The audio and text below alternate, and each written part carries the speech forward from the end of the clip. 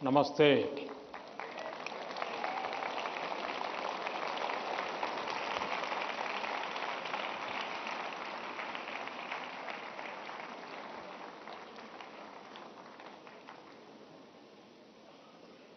अभी मैं हमारे सभी विद्यार्थी साथियों ने कुछ न कुछ इनोवेशन किए हैं, अलग अलग प्रकार की आकृतियां बनाई हैं, नेशनल एजुकेशन पॉलिसी को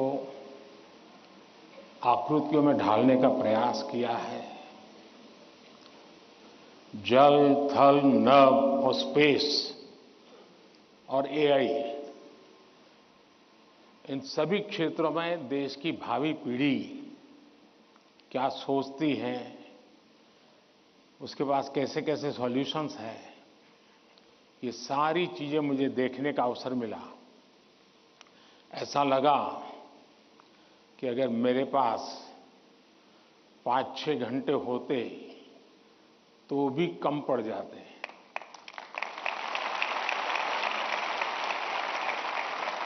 क्योंकि सबने एक से बढ़कर एक प्रस्तुति की है।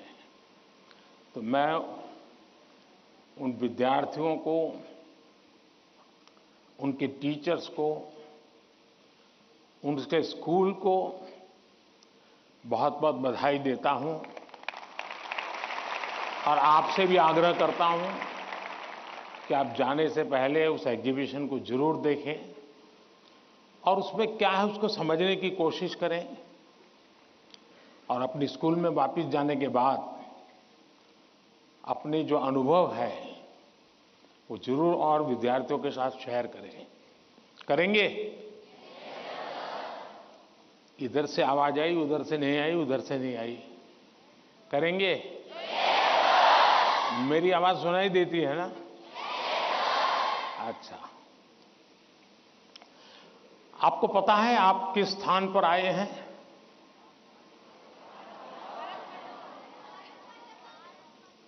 आप उस स्थान पर आए हैं जहां भारत मंडपम के प्रारंभ में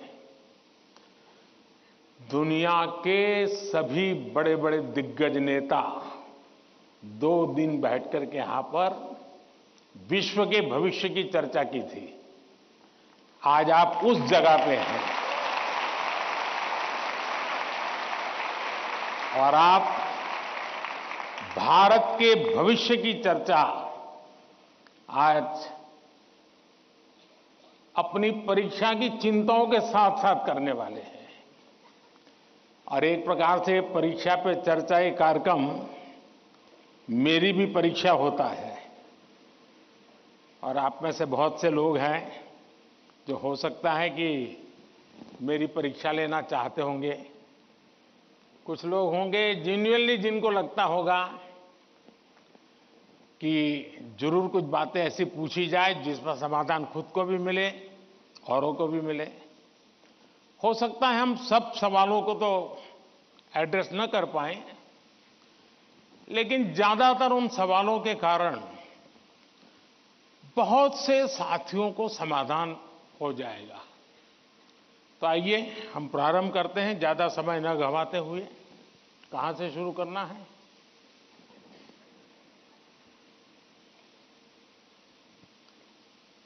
प्रधानमंत्री जी, आपके प्रेरक वचनों के लिए हार्दिक आभार। यही जज्बा रहा तो मुश्किलों का हल निकलेगा। जमीन बंजर हुई तो क्या वहीं से जल निकलेगा।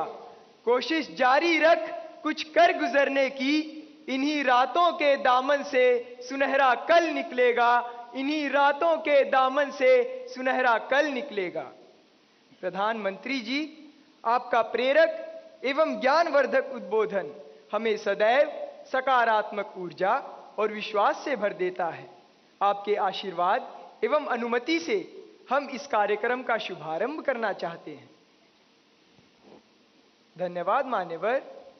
प्रधानमंत्री जी, रक्षा, स्वास्थ्य और पर्यटन के क्षेत्र में भारत के सहयोगी अरब देश ओमान स्थित इंडियन स्कूल धारसेट की छात्रा डानिया शबू हमसे ऑनलाइन जुड़ रही है और आपसे एक प्रश्न पूछना चाहती है। डानिया, कृपया अपना प्रश्न पूछिए। Respected Prime Minister, I am Dania Shabu Varghese of Class 10 from Indian School Darsit, Oman. My question is, how do cultural and societal expectations contribute to the pressure students feel during examinations, and how can these external influences be addressed? Thank you. धन्यवाद Dania. Sir, विश्व के सबसे बड़े लोकतंत्र भारत की राजधानी दिल्ली स्थित government Sarvodaya बाल विद्यालय बुराड़ी से मोहम्मद अर्श हमसे ऑनलाइन जुड़ रहे हैं और आपसे अपने मन के संदेह का निवारण चाहते हैं। मोहम्मद अर्श, कृपया अपना प्रश्न पूछिए।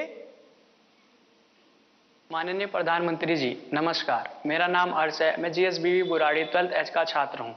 मेरा आपसे प्रश्न ये है कि हम अपने परिवेश में परीक्षाओं को लेकर नकारात्मक चर्चाओं को कैसे संबोधित कर सकते हैं, जो हमारी पढ़ाई और अच्छा प्रदर्शन करने की क्षमता को महत्वपूर्ण रूप से प्रभावित करती है। क्या छात्रों के लिए अधिक सकारात्मक और सहायक वातावरण बनाने के लिए कदम उठाए जा सकते हैं? धन्यवाद। Thank you Mohammad. ओमान से डानिया शबू और दिल्ली से मोहम्मद अर्श तथा हमारे जैसे अनेक विद्यार्थी समाज और आसपास के लोगों की एक्सपेक्टेशंस के प्रेशर को हैंडल नहीं कर पाते। कृपया उनका मार्गदर्शन करें।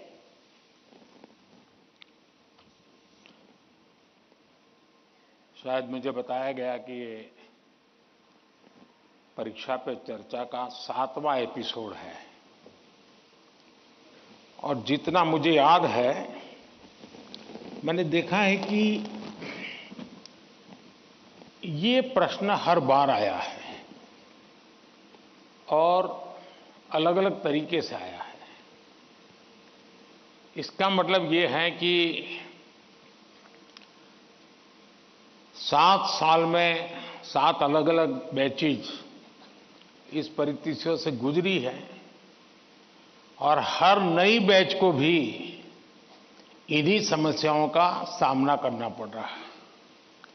अब विद्यार्थियों की बैच तो बदलती है, लेकिन टीचर की बैच इतनी जल्दी बदलती नहीं है। अगर टीचर्स ने इन अब तक जितने मेरे एपिसोड हुए हैं उसमें मैंने इन बातों का जो वर्णन किया है, अगर उसका कुछ न कुछ उन्होंने अपने स्कूल में एड्रेस किया हो तो शायद हम इस समस्या को धीरे धीरे कम कर सकते हैं। उसी प्रकार से हर परिवार में ज्यादातर हो सकता है बड़े बेटे ने या बेटी ने पहले एक आध बार ये ट्रायल हुआ हो, लेकिन उनके लिए ज्यादा एक्सपीरियंस नहीं है। लेकिन हर मां बाप ने किसी न किसी रूप में इस समस्या को जरूर अनुभव किया है। अब सवाल यह है कि इसका समाधान क्या हो। हम ये तो नहीं कह सकते भाई स्विच ऑफ, प्रेशर बंद, ऐसा तो नहीं कर सकते। तो हमने अपने आप को एक तो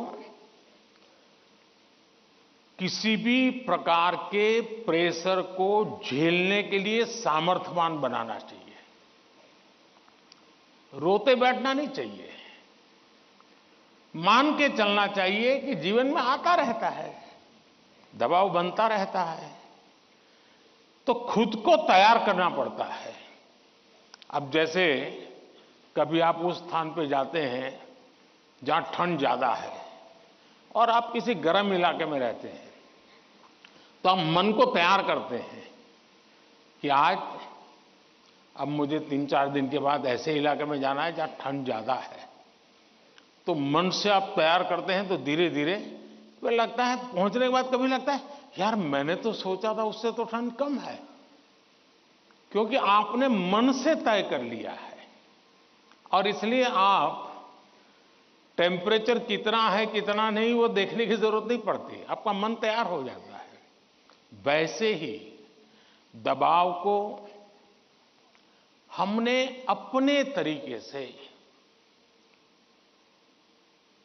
मन से एक बार इस स्थिति से जीतना है, ये तो संकल्प करना होता है। दूसरा, ये जरा दबाव के प्रकार देखें। एक तो दबाव होता है खुद ने ही जो अपने लिए तय करके रखा है कि सुबह 4 बजे उठना ही उठना है, रात को 11 बजे तक पढ़ना ही पढ़ना है, आपने तो इतने आंसर सॉल्व करके ही जीतना है, और बड़ा दबाव खुद ही अनुभव करते हैं। मैं समझता हूं हमने उतना स्ट्रेच नहीं करना चाहिए कि जिसके कारण हमारी एबिलिटी ही टूट जाए। हमने स्लोली इंक्रीमेंट करना चाहिए। चलिए भाई, कल मैंने 7 क्वेश्चन सॉल्व किए थे रात को, आज 8 करूंगा। फिर मुझे वरना मैं 15 तय करूं और 7 ही कर पाऊं तो सुबह उठता है, यार देखो कल तो कर नहीं पाए, आज करूंगा। तो एक खुद भी दबाव के प्रेशर पैदा करते हैं। हमने इसको थोड़ा साइंटिफिक तरीके से कर रहे हैं। दूसरा, माँ बाप प्रेशर पैदा करते हैं, ये क्यों नहीं किया, वो क्यों नहीं किया, क्यों सोता रहा, चलो जल्दी उठते नहीं हो, पता नहीं एग्जाम है, और यहां तक कहते हैं देख वो तेरा दोस्त क्या करता है, तू क्या करता है। ये सुबह शाम जो कमेंट्री चलती है, रनिंग कमेंट्री, और कभी माँ थक जाती है तो पापा की कमेंट्री शुरू होती है, कभी पापा थक जाते हैं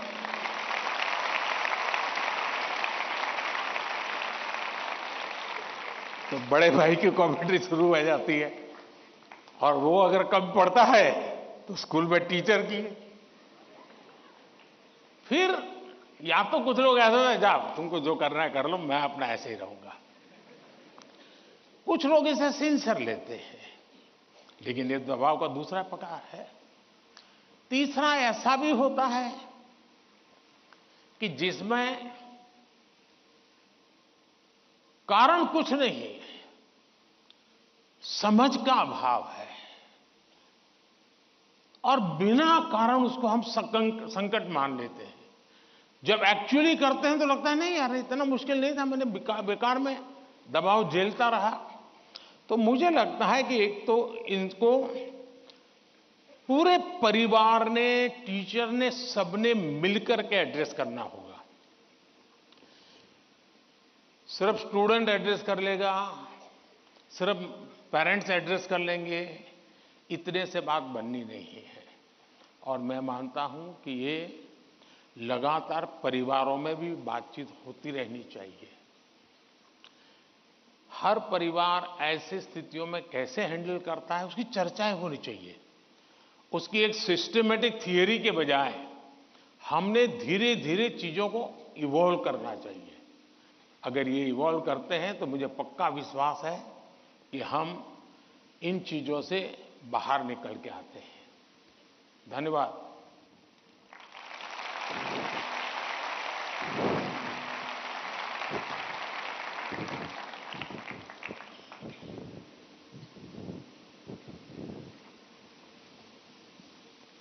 पीएम सर, प्रेशर झेलने का मार्ग सुझाने के लिए आपका धन्यवाद।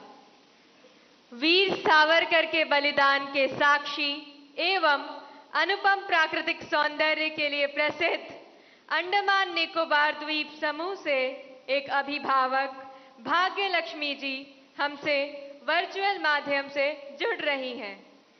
भाग्य लक्ष्मी जी, अपना प्रश्न पूछिए। माननीय प्रधानमंत्री जी नमस्कार। एक अभिभावक होने के नाते मेरा आपसे सवाल है कि छात्रा पर जो पीर प्रेशर रहता है, जो कि एक तरह से दोस्ती की सुंदरता छीन लेता है और छात्राओं को अपने ही दोस्तों के साथ प्रतिस्पर्धा करा देता है, उस पर आपकी क्या राय है? कृपया मुझे समाधान दें। धन्यवाद। धन्यवाद भाग्य लक्ष्मी जी। विश्व को सत्य, अहिंसा और धर्म की त्रिमूर्ति प्रदान करने वाली भूमि गुजरात स्थित पंचमहल के जवाहर नवोदय विद्यालय की छात्रा दृष्टि चौहान प्रधानमंत्री जी आपसे अपनी समस्या का हल जानना चाहती हैं। दृष्टि, कृपया अपना प्रश्न पूछिए। माननीय प्रधानमंत्री जी नमस्कार। मैं दृष्टि चौहान जवाहर नवोदय विद्यालय पंचमहल में कक्षा 6 की छात्रा हूँ। मेरा आपसे यह प्रश्न है कि कभी कभी परीक्षा के प्रतिस्पर्धी माहौल में दोस्तों के साथ प्रतिस्पर्धा भी अधिक दबाव पैदा करती है। कृपया सुझाव दें कि इससे कैसे बचा जा सकता है। आप मुझे इस पर अपना मार्गदर्शन प्रदान करें। धन्यवाद सर। धन्यवाद दृष्टि। नेचुरल ब्यूटी से भरपूर, बारिश की पहली बूंदों से भीगने वाला राज्य केरल में स्थित केंद्रीय विद्यालय क्रमांक 1 कालीकट से स्वाति दिलीप हमसे ऑनलाइन जुड़ रही हैं और आपसे अपना प्रश्न पूछना चाहती हैं। स्वाति, कृपया अपना प्रश्न पूछिए। Namaskar, Honorable Prime Minister, sir. I am Swati Dilip, a class 11 student from PM Sri Kendriya Vidyalaya number 1 Calicut of Ernakulam region. Sir, could you please guide us on how in this competitive world we can avoid unhealthy and unnecessary competition and also how to not take peer pressure into our heads? Thank you, sir. धन्यवाद स्वाति। प्रधानमंत्री जी, कृपया भाग्य लक्ष्मी जी, दृष्टि और स्वाति द्वारा पूछे गए प्रश्नों में पीयर प्रेशर और कंपटीशन से होने वाली चिंता तथा इसके कारण रिश्तों में आने वाली कड़वाहट से कैसे बचें, कृपया मार्गदर्शन कीजिए।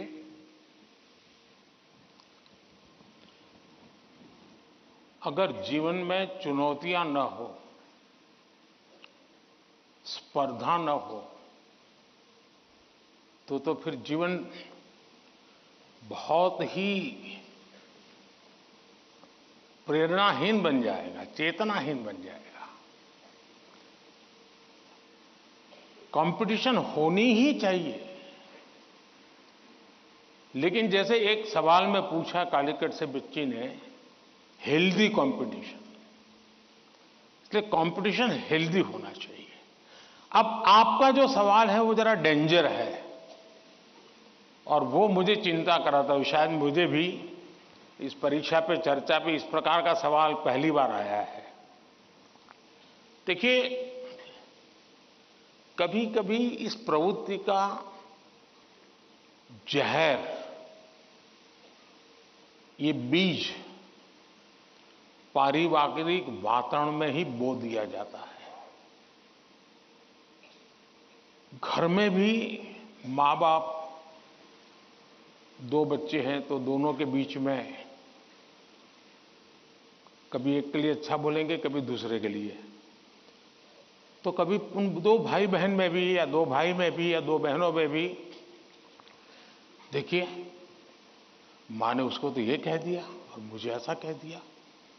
एक इस प्रकार की विकृत स्पर्धा का भाव जाने अनजाने में परिवार के रोजमर्रा के जीवन में बो दिया जाता है। और इसलिए मेरी सभी पेरेंट्स से आग्रह है कि कृपा करके बच्चों की इस प्रकार की कंपैरिजन, अपने ही संतानों की ऐसी कंपैरिजन मत कीजिए। उसके अंदर एक द्वेष का भाव पैदा कर देते हैं और वो परिवार में भी कभी न कभी लंबे समय के बाद वो बीज एक बहुत बड़ा जहरीला वृक्ष बन जाता है। उसी प्रकार से मैंने बहुत पहले एक वीडियो देखा था, शायद आप लोगों ने भी देखा होगा। कुछ दिव्यांग बच्चे, उनकी एक कंपटीशन में सब दौड़ रहे हैं। 12-15 बच्चे अलग अलग, किसी दिव्यांग है तो कठिनाइयां है, लेकिन वो दौड़ रहे हैं। इतने में एक बच्चा गिर जाता है। अब ज्यादा बुद्धिमान लोग होते तो क्या करते, वाह ये तो गया, चलो यार एक तो स्पर्धा में कम हो गया। लेकिन उन बच्चों ने क्या किया, सबके सब जो आगे चले गए थे वो भी पीछे आए, जो दौड़ रहे थे वो भी रुक गए।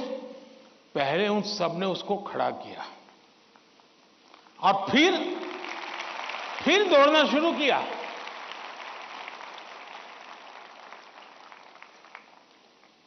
सचमुच में ये वीडियो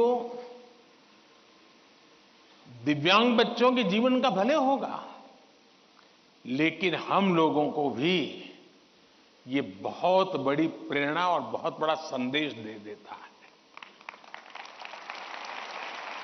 अब तीसरा विषय है कि आपके दोस्त से आपको किस चीज की स्पर्धा है भाई। मान लीजिए 100 मार्क्स का पेपर है, अगर आपका दोस्त 90 ले गया तो क्या आपके लिए 10 मार्क बचा है क्या? आपके लिए 10 मार्क बचा है क्या? आपके लिए भी तो 100 है ना। तो आपको उससे स्पर्धा नहीं करनी है, खुद से करनी है। खुद से करनी है कि वो 100 में से 90 लाया, मैं 100 में से कितना लाऊं। उससे द्वेष करने की जरूरत ही नहीं है। एक्चुअली तो वो आपके लिए इंस्पिरेशन बन सकता है। और अगर यही मानसिकता रहेगी तो क्या करेंगे आप? अपने से तेज तर्रार व्यक्ति को दोस्ती नहीं बनाएंगे। आप ऐसे जिसकी कुछ चलती नहीं बाजार में, उसी को दोस्त बनाएंगे और खुद बड़े ठेकेदार बन के घूमते रहोगे। सचमुच में तो हमसे प्रतिभावान दोस्त ढूंढने चाहिए। हमने जितने ज्यादा प्रतिभावान दोस्त मिलते उतना हमारा भी तो काम बढ़ता है, हमारा स्पिरिट भी तो बढ़ता है। और इसलिए कभी भी हमने इस प्रकार का ईर्ष्या भाव कतई ही अपने मन में नहीं आने देना चाहिए। और तीसरा, मां बाप के लिए भी बहुत बड़ा चिंता का विषय है। मां बाप हर बार अपने बच्चों को कोसते रहे, देख तू खेलता रहता है, देख वो किताबें पढ़ता है, तू ये करता रहता है, देख वो पढ़ता है। यानी वो भी हमेशा उसी का उदाहरण देते हैं। तो फिर आपके दिमाग में भी यही एक मानदंड बन जाता है। कृपा करके मां बाप इन चीजों से बचे। कभी कभी तो मैंने देखा है कि जो मां बाप अपने जीवन में ज्यादा सफल नहीं हुए हैं, जिनको अपने पराक्रम, अपनी सफलताएं, अपनी सिद्धियों के विषय में दुनिया को कुछ कहने को नहीं है, बताने को नहीं है, तो वे अपने बच्चों का रिपोर्ट कार्ड ही अपना विजिटिंग कार्ड बना देते हैं। किसी को मिलेंगे, अपने बच्चे की कथा सुनाएंगे। अब ये जो नेचर है वो भी एक प्रकार से बच्चे के मन में एक ऐसा भाव भर देता है कि मैं तो सब कुछ हूं, अब मुझे कुछ करने की जरूरत नहीं है। वो भी बहुत नुकसान करता है। सचमुच में तो हमें अपने दोस्त में से ईर्ष्या भाव के बजाय उसके सामर्थ्य को ढूंढने का प्रयास करना चाहिए। उसके अंदर अगर मैथमेटिक्स में एक्सपर्टाइज है, मेरी कम है, मेरे टीचर से ज्यादा अगर मेरा दोस्त मुझे मैथमेटिक्स में मदद करेगा तो वो मेरी साइकी समझ करके करेगा, और हो सकता है मैं भी उसी की तरह मैथमेटिक्स में आगे जाऊंगा। वो अगर लैंग्वेज में वीक है और मैं लैंग्वेज में मजबूत हूं, मैं अगर लैंग्वेज में उसकी मदद करता हूं तो हम दोनों को एक दूसरे की ताकत जोड़ेगी और हम अधिक सामर्थ्यवान बनेंगे। और इसलिए कृपा करके हम अपने दोस्तों से स्पर्धा और ईर्ष्या के भाव में न डूबें। और मैंने तो ऐसे लोग देखे हैं कि खुद फेल हो जाए, लेकिन अगर दोस्त सफल हुआ है तो मिठाई वो बांटता है। मैंने ऐसे भी दोस्त देखे हैं कि जो बहुत अच्छे नंबर से आए हैं लेकिन दोस्त नहीं आया, इसलिए उसने अपने घर में पार्टी नहीं की, फेस्टिवल नहीं मनाया। क्यों? मेरा दोस्त पीछे रह गया। ऐसे भी तो दोस्त होते हैं। और क्या दोस्ती लेन देन का खेल है क्या?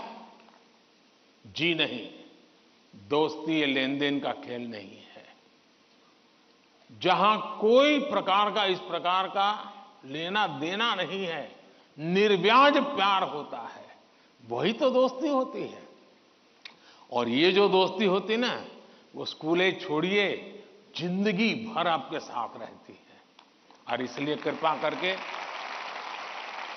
दोस्त हमसे ज्यादा तेजस्वी तपस्वी हमें चुनने चाहिए और हमेशा उनसे सीखने का प्रयास करना चाहिए। धन्यवाद।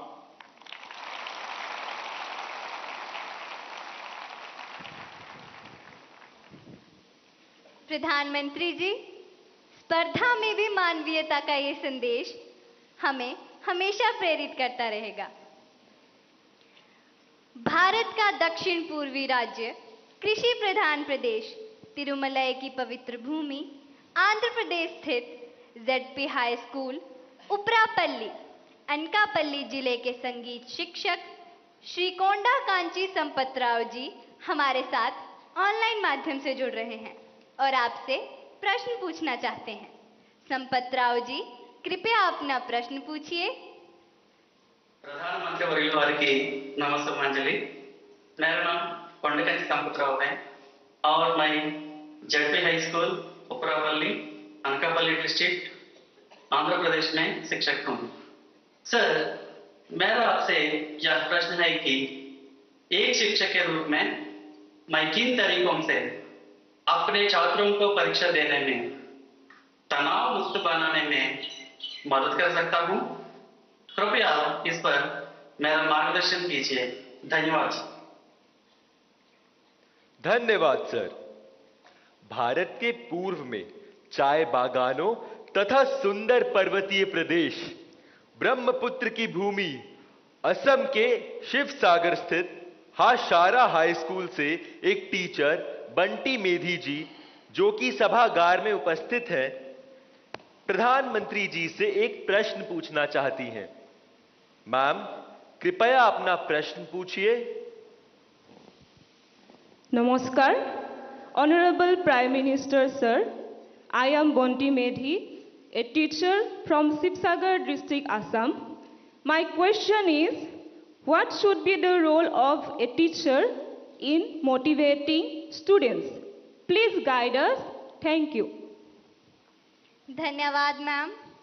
प्रधानमंत्री जी, कृपया आंध्र प्रदेश के संगीत शिक्षक श्री संपतराव जी और सभागार में उपस्थित शिक्षिका बंटी मेथी जी द्वारा पूछे गए इन प्रश्नों में वे परीक्षा के समय शिक्षकों की भूमिका के विषय में जानना चाहते हैं कि वे किस प्रकार विद्यार्थियों को तनाव मुक्त रहने में सहायता करें।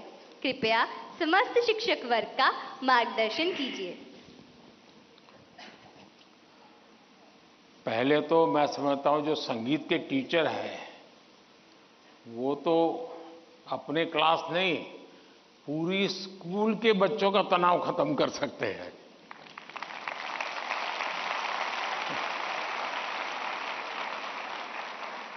संगीत में वो सामर्थ्य है। हाँ, अगर हम कान बंद कर करके संगीत में बैठे हैं, कभी कभी ऐसा होता है कि हम होते हैं, संगीत बज तो रहा है लेकिन हम कहीं और होते हैं और इसलिए हम उसका आनंद अनुभव नहीं कर पाते हैं। मैं समझता हूं कि किसी भी टीचर के मन में जब ये विचार आता है कि मैं स्टूडेंट के इस तनाव को कैसे दूर करूं, मैं हो सकता है मैं गलत हूं, लेकिन शायद मुझे लगता है कि टीचर के मन में परीक्षा का कालखंड है। अगर टीचर और स्टूडेंट का नाता परीक्षा के कालखंड का है तो सबसे पहले वो नाता करेक्ट करना चाहिए। आपका स्टूडेंट्स के साथ नाता जैसे ही आप पहले दिन, वर्ष के प्रारंभ में पहले ही दिन क्लासरूम में एंटर करते हैं, उसी दिन से एग्जाम आने तक आपका नाता निरंतर बढ़ते रहना चाहिए। तो शायद परीक्षा के दिनों में तनाव की नौबत ही नहीं आएगी।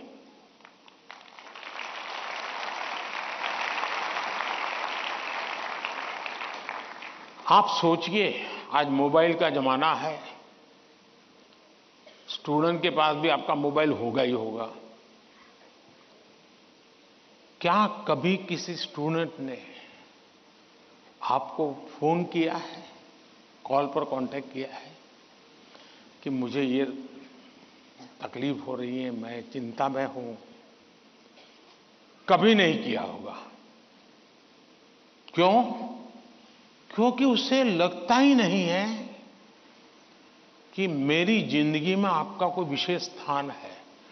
उसको लगता है कि आपका मेरा नाता सब्जेक्ट है, मैथ्स है, केमिस्ट्री है, लैंग्वेज है।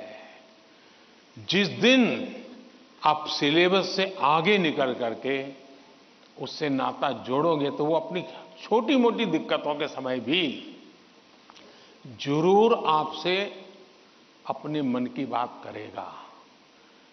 अगर ये नाता है तो एग्जाम के समय तनाव की स्थिति पैदा होने की संभावना ही खत्म हो जाएगी।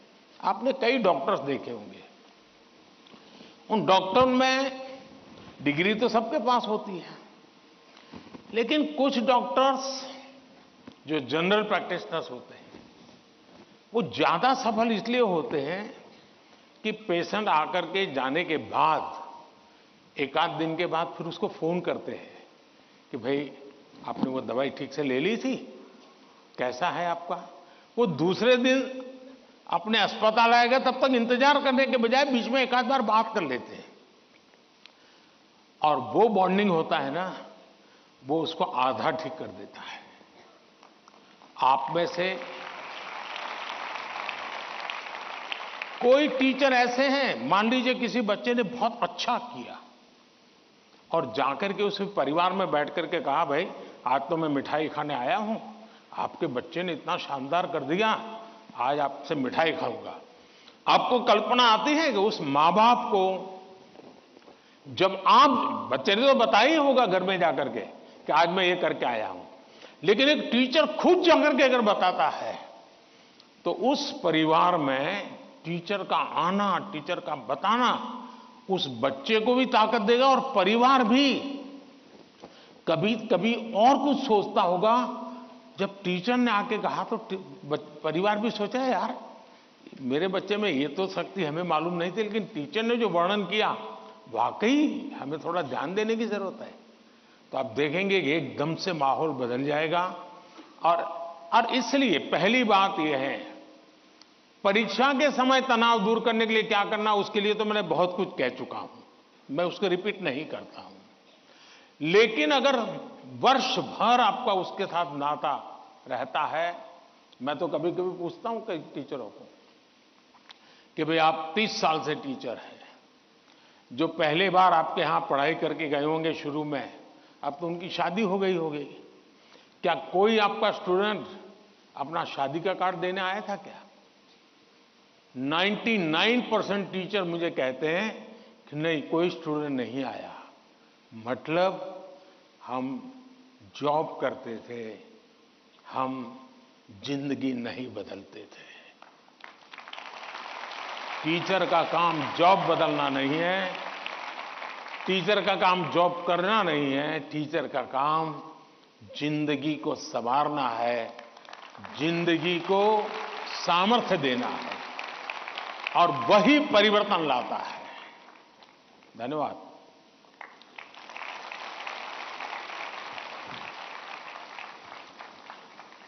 शिक्षक एवं शिष्य के संबंधों में आपसी विश्वास महत्वपूर्ण है।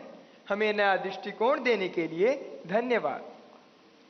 अद्भुत जनजातीय संस्कृति को समेटे पूर्वोत्तर भारत के राज्य त्रिपुरा के प्रणवानंद विद्या मंदिर पश्चिम त्रिपुरा की छात्रा आद्रिता चक्रवर्ती हमसे ऑनलाइन जुड़ रही हैं तथा परीक्षा के तनाव से मुक्ति हेतु माननीय प्रधानमंत्री जी से अपनी समस्या का समाधान चाहती हैं। आद्रिता, कृपया अपना प्रश्न पूछिए। नमस्कार माननीय प्रधानमंत्री महोदय, मेरा नाम आद्रिता चक्रवर्ती है। मैं प्रणवानंद विद्या मंदिर पश्चिम त्रिपुरा में कक्षा 12वीं की छात्रा हूँ। मेरा आपसे यही प्रश्न है कि पेपर खत्म होने के आखिरी कुछ मिनटों में मैं घबरा जाती हूँ और मेरा लिखावट भी बिगड़ जाती है। मैं इस स्थिति से कैसे निपटूं? मुझे इसका समाधान दीजिए। धन्यवाद श्रीमान।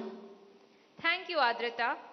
प्राकृतिक संसाधनों से भरपूर दान का कटोरा के रूप में प्रसिद्ध राज्य छत्तीसगढ़ स्थित जवाहर नवोदय विद्यालय करब कांकेर के छात्र शेख तैफुर रहमान ऑनलाइन माध्यम से जुड़ रहे हैं तथा परीक्षा के तनाव से मुक्ति के लिए मार्गदर्शन चाहते हैं। तैफुर रहमान, कृपया अपना प्रश्न पूछिए। प्रधानमंत्री महोदय नमस्कार, मेरा नाम शेख तैफुर रहमान है। मैं पीएम श्री जवाहर नवोदय विद्यालय कांकेर छत्तीसगढ़ का छात्र हूँ। मान्यवर, परीक्षा के दौरान अधिकांश छात्र घबराहट महसूस करते हैं, जिसके कारण वे मूर्खतापूर्ण गलतियां कर बैठते हैं, जैसे कि प्रश्नों को सही ढंग से ना पढ़ना आदि। मान्यवर, मेरा आपसे यह प्रश्न है कि इन गलतियों से कैसे बचा जाए? कृपया अपना मार्गदर्शन दें। धन्यवाद। शुक्रिया तैफूर। उड़ीसा आदर्श विद्यालय कटक से हमारे बीच इस सभागार में एक छात्रा राजलक्ष्मी आचार्य मौजूद है। वे प्रधानमंत्री जी से प्रश्न पूछना चाहती हैं। राजलक्ष्मी, कृपया अपना प्रश्न पूछिए। ऑनरेबल प्राइम मिनिस्टर, जय जगन्नाथ। किस तरफ है राजलक्ष्मी? हाँ, जय Jagannath. My name is Rajalakshmi Acharya. I am from Odisha Adarsh Vidyalaya, Jokidola Banki, Cuttack. Sir, my question is, it is easy to say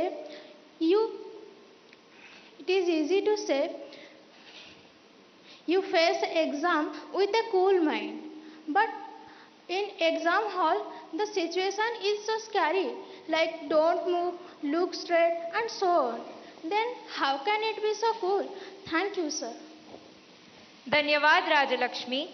प्रधानमंत्री जी, अद्रिता, तैफुर और राजलक्ष्मी और इनके जैसे अनेक विद्यार्थियों द्वारा परीक्षा पे चर्चा के पिछले सभी संस्करणों में प्राय ये प्रश्न पूछा जाता रहा है और अब भी ये प्रश्न कुछ विद्यार्थियों के चिंता का कारण बना हुआ है कि वे परीक्षा के दौरान होने वाले तनाव का सामना कैसे करें। कृपया इनका मार्गदर्शन कीजिए। घूम फिर करके फिर तनाव आ गया। अब ये तनाव से मुक्ति कैसे हो? आप देखिए कैसी गलती होती है। कुछ गलतियां यानी रोजमर्रा की हम थोड़ा ऑब्जर्व करें तो पता चलेगा। कुछ गलतियां पेरेंट्स का अति उत्साह कर देता है, कुछ गलतियां स्टूडेंट की अतिशय सिंसियरिटी कर देती है।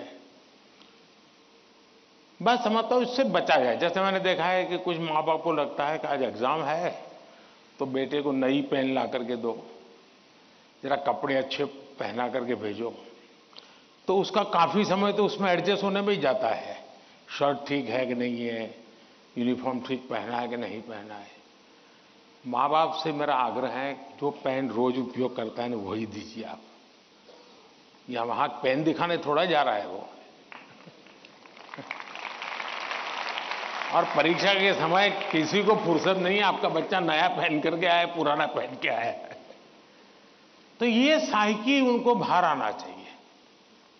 दूसरा, कुछ ऐसी चीजें खिला करके भेजेंगे, तुझे एग्जाम है ये खा के जाओ, एग्जाम है ये खा के जाओ, तो उसको और मुसीबत होती है जिसका वो कंफर्ट नहीं है। आवश्यकता से अधिक उस दिन खाना, फिर मां कहे अरे तुम्हारा तो एग्जाम सेंटर इतना दूर है, तुम रात आते आते 7 बज जाएगा, ऐसा करो कुछ खा के जाओ, फिर कहेगी कुछ लेके जाओ। उसको वो रेजिस्ट करने लगता है, नहीं मैं नहीं ले जाऊंगा। वहीं से तनाव शुरू हो जाता है, घर से निकलने से पहले हो जाता है। तो मेरी सभी पेरेंट्स से अपेक्षा है और मेरा सुझाव है कि आप उसको अपनी मस्ती में जीने दीजिए। एग्जाम देने जा रहा है तो उत्साह उमंग के साथ चला जाए, बस जो उसकी रोजमर्रा की आदत है वैसा ही रहे वो। फिर जो सिंसियर स्टूडेंट है उनका प्रॉब्लम क्या होता है, दरवाजे तक किताब छोड़ते नहीं, दरवाजे तक। अब आप अचानक इस प्रकार से इवन रेलवे स्टेशन पर भी जाते हैं ना, तो कभी ट्रेन की एंट्री और आपकी एंट्री ऐसा होता है क्या? आप 5-10 मिनट पहले जाते हैं, प्लेटफॉर्म पर खड़े रहते हैं, कहाँ आपका डिब्बा आएगा उसका अनुमान लगाते हैं, फिर उस जगह पे जाते हैं, फिर सोचते हैं कि पहले कौन सा लगेज अंदर ले जाऊंगा, फिर कौन सा, यानी मन आपका तुरंत अपने आप को ट्रेन आने से पहले ही सेट करने लग जाता है। वैसे ही आपका जो एग्जामिनेशन हॉल है, हो सकता है वो कोई सुबह से आपके लिए खोल के नहीं रखेंगे, लेकिन 10-15 मिनट पहले तो अलाउ कर ही देते हैं। तो आराम से जैसे ही खुले अंदर पहुंच जाइए और आराम से बैठिए मस्ती से। जरा पुरानी कोई हंसी मजाक की चीजें हैं तो उसको जरा याद कर लीजिए, और दोस्ती बगल में तो एक आध चुटकुला सुना दीजिए, हंसी मजाक में पल 5-10 मिनट बिता दीजिए। कुछ नहीं है जान पाने, कम से कम एक डीप ब्रीथिंग करिए, बहुत गहरा सांस लीजिए, धीरे धीरे 8-10 मिनट खुद के लिए जिए, आप खुद में खो जाइए, एग्जाम से बाहर निकल जाएंगे। और फिर जब आपके हाथ में क्वेश्चन पेपर आएगा तो आप कंफर्ट होंगे। वरना क्या होता है, वो आया कि नहीं, वो देखा कि नहीं, वो कैसा है, फला नहीं, टीचर कहां दिखता है, सीसीटीवी कैमरा है। अरे आपका क्या काम है जी, सीसीटीवी कैमरा किसी भी कोने पर पड़ा है, तेरा क्या ले रहा है जी। हम इन्हीं चीजों में लटके रहते हैं जी, और वही बिना कारण हमारी शक्ति समय वेस्ट करता है।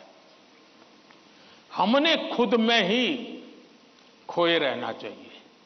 और जैसा ही क्वेश्चन पेपर आ जाए तो कभी कभी तो आपने देखा होगा कि अगर आप फर्स्ट बेंच पर आपका नंबर आया है, लेकिन क्वेश्चन पेपर वो पीछे से बांटना शुरू करता है, तो आपका दिमाग फटकता है। देखिए मेरे से तो 5 मिनट पहले उसको मिलेगा, मुझे 5 मिनट बाद में मिलेगा। ऐसा ही होता है ना, ऐसा होता है ना। अब ऐसी चीजों में अपना दिमाग खपाओगे कि पहले क्वेश्चन पेपर मुझे मिला कि 20 नंबर के बाद मिला, तो आप अपनी एनर्जी, आप परिस्थिति तो पलट नहीं सकते। टीचर ने वहां से क्यों कि आप खड़े होकर नहीं कह सकते पहले मेरे से दो, ऐसा तो नहीं कर सकते। तो आपको पता है ऐसा होना, फिर ऐसे ही अपने आप को एडजस्ट कर लेना चाहिए। एक बार आप ये अगल बगल की सारी दुनिया, और हम बचपन से पढ़ते तो आए हैं, वो अर्जुन को पक्षी की आंख वाली कथा तो सुनते रहते हैं, लेकिन जीवन में आता है तो नहीं, पेड़ भी दिखता है, पत्तियां भी दिखती है, तब आपको वो पक्षी की आंख नहीं दिखती है। आप भी मन में ये कथाएं सुनते हैं, पढ़ते हैं, तो उसको जीवन में लाने का मौका होता है। तो पहली बात तो ये है कि इन सारी बाह्य चीजों से आप, दूसरा, परीक्षा में घबराहट का कभी कारण ये होता है, कभी लगता है समय कम पड़ गया, कभी लगता है कि अच्छा होता मैं वो क्वेश्चन पहले कर लेता। तो इसका उपाय ये है, पहले एक बार पूरा क्वेश्चन पेपर पढ़ लीजिए, फिर मन से तय कीजिए कि किस आंसर में कितना मिनट मोटा मोटा मेरा जाएगा, और उसी प्रकार से अपना समय तय कर लीजिए। अब खाना खाते हैं, आप खाने के लिए बैठते हैं तो घड़ी देख करके थोड़े खाते, भाई 20 मिनट में खाना खाना है, तो खाते खाते आदत हो ही जाती है, हाँ भैया इतने में 20 मिनट भी हो गया और खाना भी हो गया। इसके लिए कोई घड़ी और कोई बेल थोड़ा बचता है कि चलो अब खाना शुरू करो, अब खाना बंद करो, ऐसा तो होता नहीं है। तो ये प्रैक्टिस है। दूसरा मैंने देखा है कि आजकल जो सबसे बड़ी समस्या है, जिसके कारण ये समस्या, आप मुझे बताइए, आप एग्जाम देने जाते हैं, मतलब आप फिजिकली क्या करते हैं? आप फिजिकली पेन हाथ में पकड़ करके लिखते हैं, यही करते हैं ना। दिमाग अपना काम करता है, लेकिन आप क्या करते हैं? लिखते हैं। आज के युग में आईपैड के कारण, कंप्यूटर के कारण, मोबाइल के कारण मेरी लिखने की आदत धीरे धीरे कम हो गई है। जबकि एग्जाम में लिखना होता है, इसका मतलब हुआ कि मुझे अगर एग्जाम के लिए तैयार करना है तो मुझे अपने आप को लिखने के लिए भी तैयार करना है। आजकल बहुत कम लोग हैं जिनको लिखने की आदत है, और इसलिए डेली जितना समय आप अपने पठन पाठन में लगाते हैं स्कूल के बाद, उसका मिनिमम 50% टाइम आप खुद अपनी नोटबुक के अंदर कुछ न कुछ लिखेंगे। हो सके तो उस विषय पर लिखेंगे, और 3 बार 4 बार खुद का लिखा हुआ पढ़ेंगे और खुद का लिखा हुआ करेक्ट करेंगे। तो आपका जो इंप्रूवमेंट होगा किसी की मदद बिना इतना बढ़िया हो जाएगा कि आपको बाद में लिखने की आदत हो जाएगी। तो कितने पेज पे लिखना, इतना लिखने में कितना समय जाता है, ये आपकी मास्टरी हो जाएगी।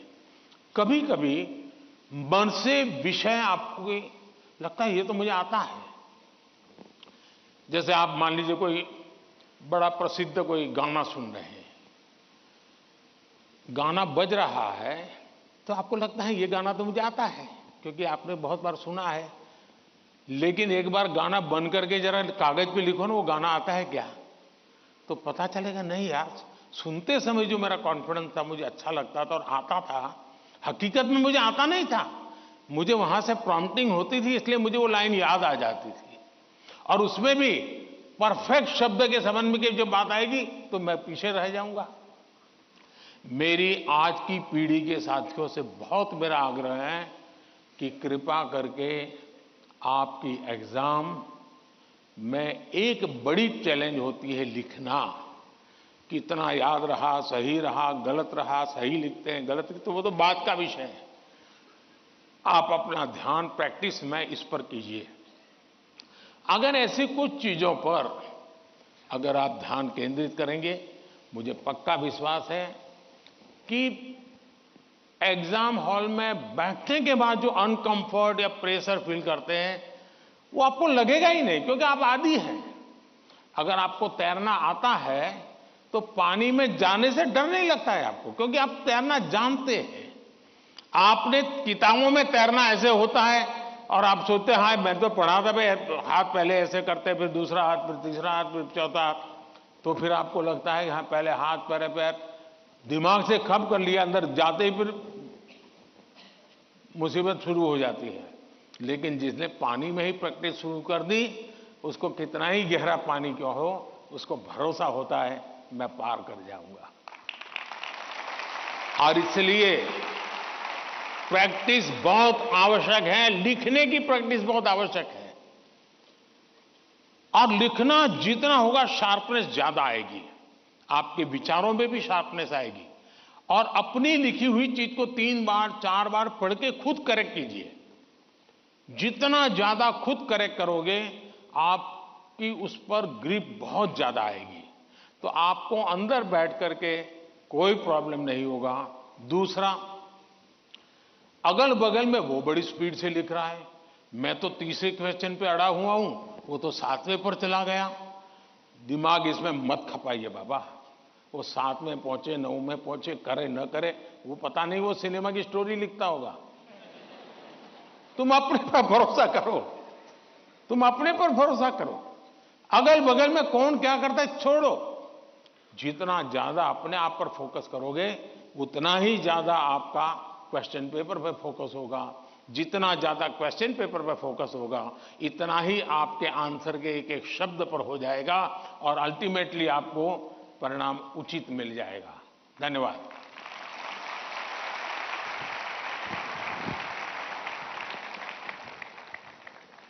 धन्यवाद पीएम सर। तनाव प्रबंधन का ये सूत्र जीवन भर हमें प्रेरित करेगा। प्रधानमंत्री जी, राजसमंद राजस्थान के छात्र धीरज सुथार, जो कि government senior secondary school Kundwa में पढ़ते हैं, हमारे बीच इस हॉल में मौजूद हैं और आपसे प्रश्न पूछना चाहते हैं। धीरज, कृपया अपना प्रश्न पूछिए। नमस्ते माननीय प्रधानमंत्री जी, मैं धीरज सुथार मैं राजकीय उच्च माध्यमिक विद्यालय कोंदवा, राजसमंद, राजस्थान से हूँ। मैं 12वीं कक्षा में अध्ययनरत हूँ। मेरा प्रश्न यह है कि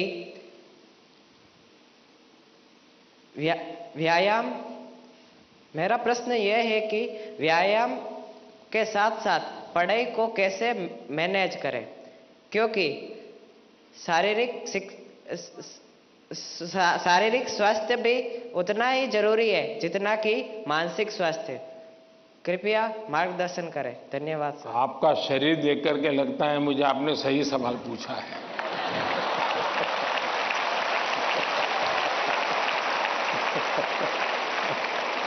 और आपकी ये चिंता भी सही होगी।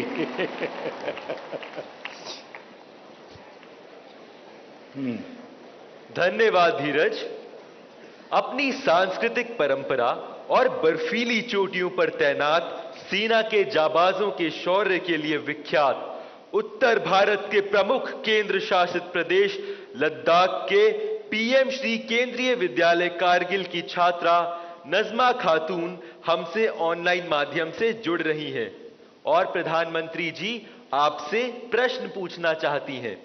नजमा, कृपया अपना प्रश्न पूछिए। माननीय प्रधानमंत्री जी नमस्कार। मेरा नाम नजमा खातून है। मैं पीएम श्री केंद्रीय विद्यालय कारगिल लद्दाख में पढ़ती हूँ। मैं कक्षा 10वीं की छात्र हूँ। मेरा आपसे प्रश्न यह है कि परीक्षा की तैयारी और स्वस्थ जीवन शैली बनाए रखने के बीच संतुलन कैसे बना सकते हैं? धन्यवाद। शुक्रिया नजमा। पूर्वोत्तर भारत के रत्न जनजातीय बहुल राज्य अरुणाचल प्रदेश के नाहरलोगुन गवर्नमेंट हायर सेकेंडरी स्कूल से एक शिक्षिका टॉबी लामी जी इस सभागार में उपस्थित हैं और प्रधानमंत्री जी से प्रश्न पूछना चाहती हैं। नमस्कार माननीय प्रधानमंत्री जी, मेरा नाम तोबी लोमी है। मैं एक शिक्षिका हूँ। मैं government higher secondary school Naharlagun Arunachal Pradesh से आई हूँ। मेरा प्रश्न है, विद्यार्थी खेल कूद नहीं बल्कि पढ़ाई में मुख्य रूप से क्या और कैसे ध्यान केंद्रित कर सकते हैं? कृपया मार्गदर्शन करें। धन्यवाद सर। धन्यवाद मैम। प्रधानमंत्री जी, धीरज, नजमा और तोबी जी पढ़ाई और हेल्दी लाइफ में सामंजस्य कैसे स्थापित करें, इस विषय पर आपका मार्गदर्शन चाहते हैं।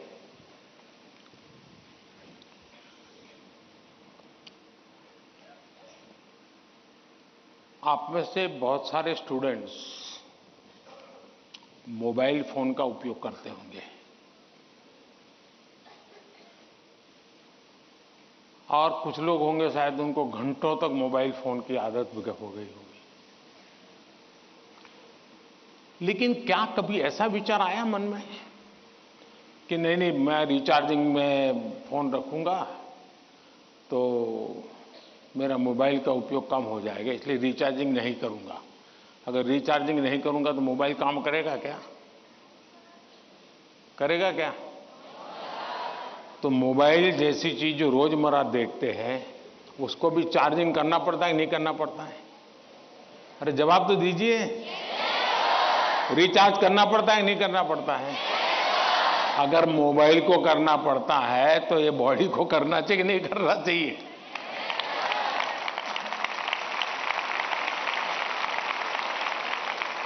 जैसे मोबाइल फोन में चार्जिंग ये मोबाइल की रिक्वायरमेंट है, वैसे हमारा शरीर का भी चार्जिंग ये शरीर की रिक्वायरमेंट है। आप ऐसा सोचो कि नहीं पढ़ना है तो बस विंडो बंद, पढ़ाई बाकी सब बंद, ऐसा कभी नहीं हो सकता है। जीवन ऐसे नहीं जी सकते हैं और इसलिए जीवन को थोड़ा संतुलित बनाना पड़ता है। कुछ लोग होते हैं खेलते ही रहते हैं, वो भी एक संकट होता है। लेकिन जब आपको एग्जाम देनी हो, क्योंकि लौकिक लाइफ जीवन में इन चीजों का अपना महत्व है, इसको टाल नहीं सकते। लेकिन अगर हम स्वस्थ ही नहीं रहेंगे, अगर हम अपने शरीर में वो सामर्थ्य ही नहीं होगा, तो हो सकता है कि 3 घंटे एग्जाम में बैठने का सामर्थ्य खो देंगे, फिर 5 मिनट ऐसे ही करके बैठा रहना पड़ेगा। और इसलिए स्वस्थ शरीर स्वस्थ मन के लिए भी बहुत जरूरी है। अब स्वस्थ शरीर का मतलब ये तो नहीं है कि आपको पहलवानी करनी है, ये आवश्यक नहीं है, लेकिन जीवन में कुछ नियमितताएं होती है। अब आप कभी सोचिए कितना समय है जिसमें आप खुले आसमान के नीचे सनलाइट में बिताए हो। अगर आप चलो पढ़ना भी है तो किताब लेकर के सनलाइट में बैठो ना भाई थोड़ी देर। कभी कभी बॉडी को रिचार्ज करने में सनलाइट भी बहुत जरूरी होता है। क्या कभी कोशिश की नियम से कि भाई मैं दिन में कैसे भी करके इतना तो मौका निकाल दूं ताकि मुझे सनलाइट के साथ नाता रहे। उसी प्रकार से कितना ही पढ़ना क्यों ना हो, लेकिन नींद को कभी भी कम मत आंकिए। जब अपनी मम्मी हमको कहती हैं कि सो जाओ तो उसका इंटरफेरेंस मत मानिए। ज्यादातर स्टूडेंट का ईगो इतना हर्ट हो जाता है कि तुम कौन होती हो, सो जाओ और मुझे कल एग्जाम देनी है, मैं सोऊंगा नहीं सोऊंगा तुम्हें क्या लेना। ऐसा करते हैं ना घर में। जो नहीं करते हैं न बोले, जो करते हैं वो बोले। जरा करते हैं, कोई नहीं बोल रहा है।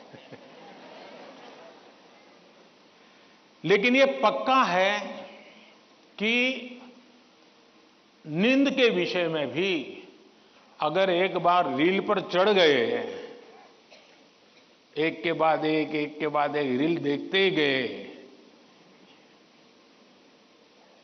छुपाना चाहते हो ना। कितना समय बीत गया पता नहीं, कितनी नींद खराब हो गई पता नहीं। क्या निकाला, पहला रील देखा था याद करो जरा, याद भी नहीं है, ऐसे ही देख रहे हैं। ऐसे हम नींद को बहुत कम आंकते हैं। आज आधुनिक हेल्थ साइंस जो है वो नींद को बहुत तवज्जो देता है। आप आवश्यक नींद लेते हैं कि नहीं लेते हैं, वो आपके स्वास्थ्य पर बहुत बड़ा महत्वपूर्ण है। आपको उस पर ध्यान केंद्रित करना चाहिए। इसका मतलब ये भी नहीं कि बस एग्जाम तो आती रहेगी। मोदी जी को मिला था, उसने कहा है सो जाओ।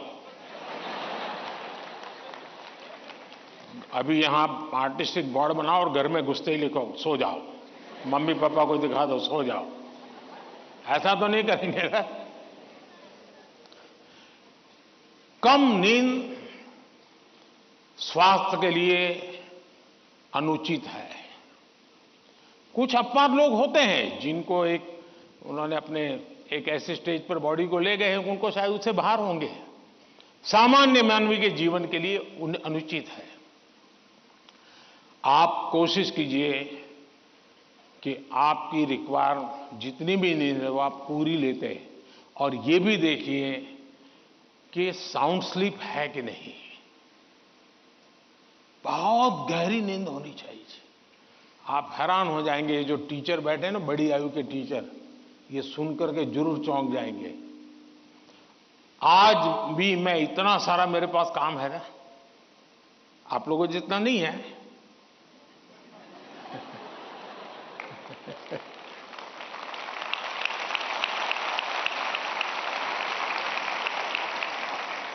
लेकिन 365 दिन कोई अपवाद नहीं।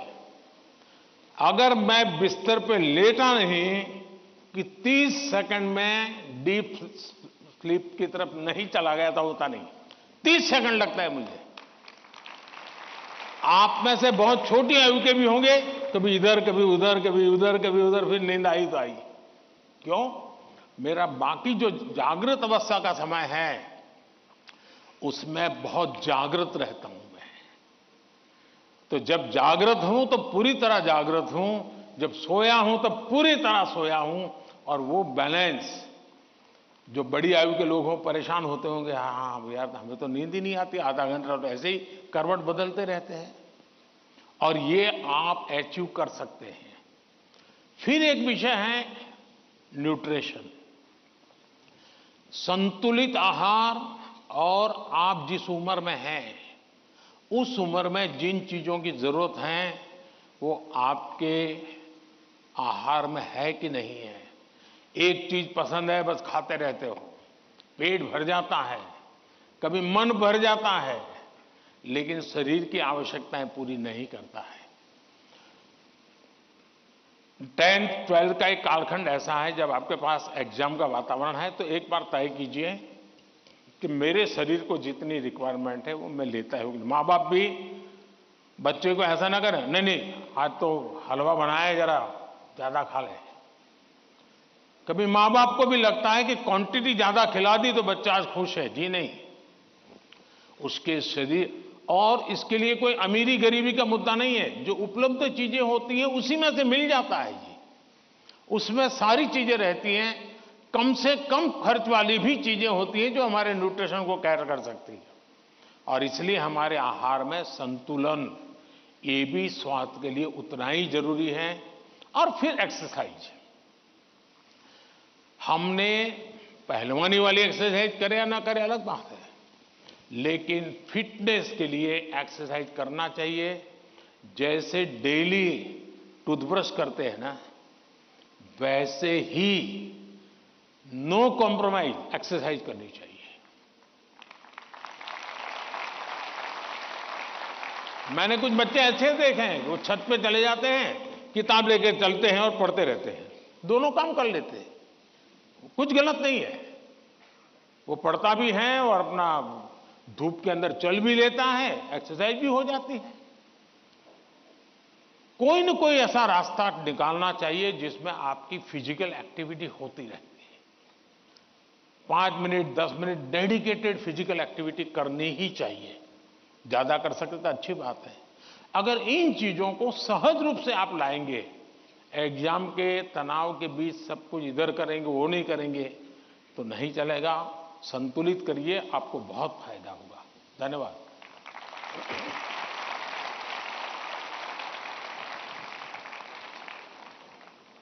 पीएम सर, आपने एग्जाम वॉरियर में भी हमें यही संदेश दिया है, जितना खेलोगे उतना खिलोगे। Thank you PM sir. Rabindranath Tagore Vande Mataram की अमर भूमि, समृद्ध कला कौशल से भरपूर राज्य बंगाल के नॉर्थ 24 परगना स्थित केंद्रीय विद्यालय की छात्रा मधुमिता मल्लिक हमसे वर्चुअल माध्यम से प्रश्न पूछना चाहती है। मधुमिता, कृपया अपना प्रश्न पूछिए। माननीय प्रधानमंत्री महोदय, नमस्कार। मेरा नाम मधुमिता मल्लिक है। मैं पीएम श्री केंद्रीय विद्यालय बैरकपुर थलसेना कोलकाता संभाग की 11वीं विज्ञान की छात्रा हूँ। मेरा आपसे यह प्रश्न है, आप उन छात्रों को क्या सलाह देना चाहेंगे जो अपने करियर के बारे में अनिश्चित हैं या किसी विशेष करियर या पेशे को चुनने के बारे में दबाव महसूस करते हैं? कृपया इस विषय पर मुझे मार्गदर्शन करें। धन्यवाद महोदय। धन्यवाद मधुमिता। पीएम सर, भगवान कृष्ण की उपदेश भूमि, वीर बहादुर खिलाड़ियों के प्रदेश हरियाणा पानीपत के द मिलेनियम स्कूल की छात्रा अदिति तनवर ऑनलाइन माध्यम से जुड़ी हुई है और आपसे मार्गदर्शन चाहती है। अदिति, कृपया अपना प्रश्न पूछिए। माननीय प्रधानमंत्री जी, नमस्कार। मेरा नाम अदिति तनवर है और मैं the millennium school Panipat Haryana की कक्षा 11वीं की छात्रा हूँ। मेरा आपसे प्रश्न यह है कि मैंने ह्यूमैनिटीज को अपने विषय के रूप में चुना है और लोग रोज मुझ पर ताने कसते हैं। मुझे यह विषय पसंद है इसलिए मैंने इसे चुना है, पर कभी कभी तानों को संभालना मुश्किल हो जाता है। इन्हें कैसे संभालें और कैसे नजरअंदाज करें, मैं इसमें आपसे मार्गदर्शन चाहती हूँ। धन्यवाद श्रीमान, नमस्कार। Thank you Aditi. मधुमिता और अदिति तथा इन जैसे कुछ विद्यार्थी जीवन में करियर के चयन में दबाव अनुभव करते हैं। सर, एक विशेष करियर या स्ट्रीम चुनने की मानसिकता के दबाव की समस्या का कैसे समाधान करें? मुझे नहीं लगता है कि आप स्वयं कंफ्यूज हैं, आप स्वयं उलझन में हैं, ऐसा मुझे नहीं लगता है।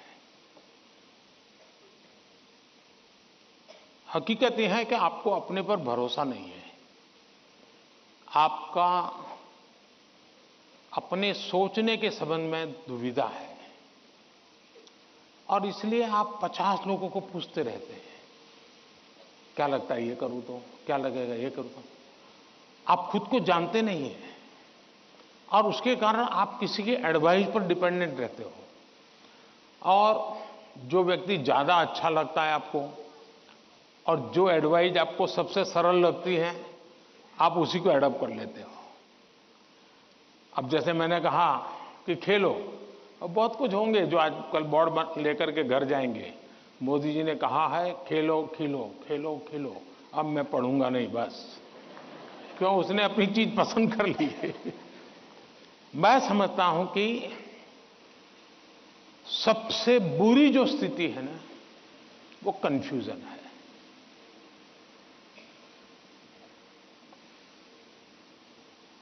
अनिर्णायकता है। अनिर्णायकता आपने देखा होगा, पुराने जमाने में ऐसी कथा चलती थी, कोई गाड़ी लेकर के जा रहा था और कुत्ता तय नहीं कर पाया, इधर जाओ उधर जाओ, और आखिरकार वो नीचे आ गया। यही होता है, अगर उसको पता है कि मैं उधर चला जाऊं तो हो सकता है कि वो ड्राइवर भी उसको बचा ले, लेकिन इधर गया इधर गया इधर गया तो ड्राइवर कितना ही एक्सपर्ट होगा, नहीं बचा पाएगा। हमें अनिश्चितता से भी बचना चाहिए, अनिर्णायकता से बचना चाहिए, और निर्णय करने से पहले सारी चीजें हमने उसको जितने तराजू पर तोल सकते हैं तोलना चाहिए।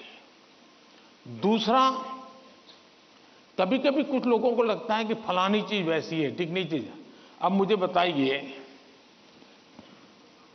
स्वच्छता का विषय अगर प्रधानमंत्री के रूप में देखें तो बहुत मामूली विषय है कि नहीं है? बहुत मामूली विषय है कि नहीं है? कोई भी कहेगा यार पीएम को इतने सारे काम है, ये स्वच्छता स्वच्छता करता रहता है। लेकिन जब मैंने उसके अंदर अपना मन लगा दिया, हर बार मैंने उसको अपना एक महत्व का साधन बना दिया, आज स्वच्छता देश का प्राइम एजेंडा बन गया कि नहीं बन गया? स्वच्छता तो छोटा विषय था, लेकिन अगर मैं उससे जान मैंने भर दी तो वो बहुत बड़ा बन गया। इसलिए हम ये न सोचे, आपने देखा होगा, कल मैं पूरा तो पढ़ नहीं पाया लेकिन मेरा नजर गई कि किसी ने कहा है कि पिछले 10 साल में आर्ट और कल्चर के क्षेत्र में भारत का मार्केट 250 गुना बढ़ गया है। अब आज से पहले कोई पेंटिंग करता तो माँ बाप कहते पहले पढ़ाई करो, वैकेशन में पेंटिंग करना। उसको लगता ही नहीं था कि पेंटिंग भी जीवन में महत्व का विषय हो सकता है। और इसलिए हम किसी चीज को कम ना आके, हमारे में दम होगा तो हम उसको जान भर देंगे। हमारे में सामर्थ्य होना चाहिए, और जो चीज हाथ में लें उसमें जी जान से जुड़ जाएं। हम आधे अधूरे, यार उसने ये लिया मैं ये लेता तो शायद अच्छा होता, उसने ये लिया मैं ये लेता तो अच्छा होता, ये उलझन आपको बहुत संकटों में डाल सकती है। दूसरा विषय है कि आज नेशनल एजुकेशन पॉलिसी ने आपके लिए बहुत सुविधा कर दी है। आप एक क्षेत्र में बढ़ रहे हैं, लेकिन आपको कहा मन कर गया चलो एक और ट्रायल करना है, तो आप शिफ्ट कर सकते हैं, आपकी राह बदल सकते हैं। आपको किसी पर बंद रहने की जरूरत नहीं है, आप अपने आप प्रगति कर सकते हैं। और इसलिए अब शिक्षा में भी बहुत, आज मैं भी एग्जीबिशन देख रहा था, मैं देख रहा था कि बच्चों की प्रतिभा जिस प्रकार से प्रकट हुई है, प्रभाव करने वाली है। सरकार का आईएनबी मिनिस्ट्री सरकार की योजनाओं को कम्युनिकेट करने के लिए जो करे, उससे ज्यादा मैंने देखा इन बच्चों ने बहुत अच्छा किया है।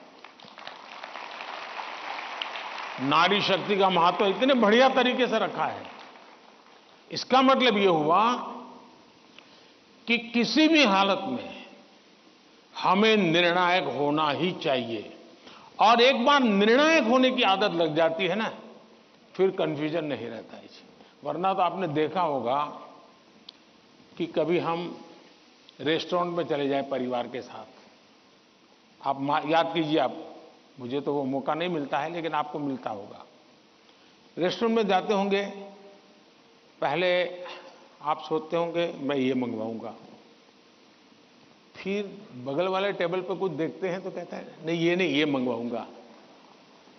फिर वो बैरा जो है कुछ और ट्रे में लेके जाकर दिखता है मुझे, यार ये कुछ और है, नहीं ये क्या है भाई, ये है, अच्छा मेरे वो 2 कैंसल, ये ले आओ। अब उसका कभी पेट ही नहीं भरेगा जी, उसको कभी संतोष नहीं होगा, और जिस डिश आएगी तो उसको लगेगा यार इसके बजाय वो पहले वाला ले लिया होता तो अच्छा होता। जो लोग रेस्टोरेंट के डाइनिंग टेबल पर निर्णय नहीं कर पाते हैं, वो कभी रेस्टोरेंट का या खाने का आनंद नहीं ले सकते हैं। आपको निर्णायक बनना पड़ता है।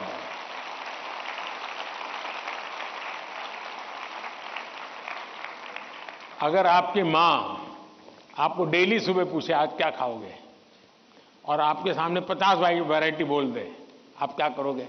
घूम फिर करके आ जाओगे, रोज खाते हो वहीं पर आके खड़े हो जाओगे। मैं समझता हूं कि हमें आदत डालनी चाहिए कि हम निर्णायक बने। निर्णय लेने से पहले 50 चीजों को हम बारीकियां देखें, उसके प्लस माइनस पॉइंट देखें, प्लस माइनस पॉइंट के लिए किसी से पूछें, लेकिन उसके बाद हम निर्णायक बने। और इसलिए कंफ्यूजन किसी भी हालत में आप किसी के लिए अच्छा नहीं है। अनिर्णायकता और खराब होती है, और उसमें से हमने बाहर आना चाहिए। Thank you.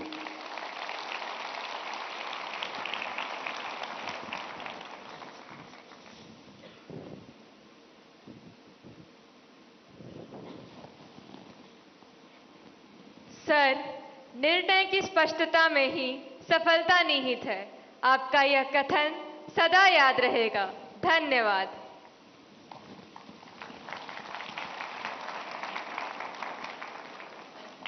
शांत समुद्र तट, चित्रमय गलियां और सांस्कृतिक विभिन्नताओं के लिए प्रसिद्ध नगर पुडुचेरी के गवर्नमेंट हायर सेकेंडरी स्कूल सदरापट की छात्रा दीवश्री हमारे बीच इस सभागार में मौजूद हैं और अपना प्रश्न पूछना चाहती हैं।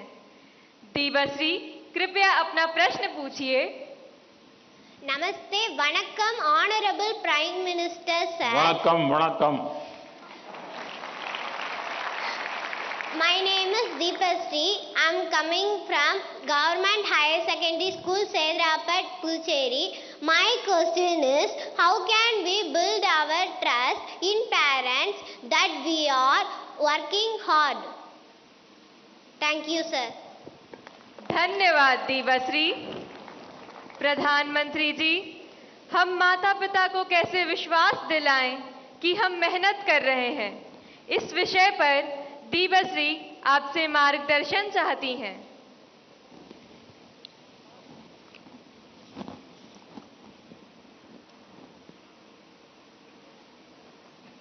आपने सवाल पूछा है, लेकिन सवाल के पीछे दूसरा सवाल है आपके मन में, जो आप पूछ नहीं रही है।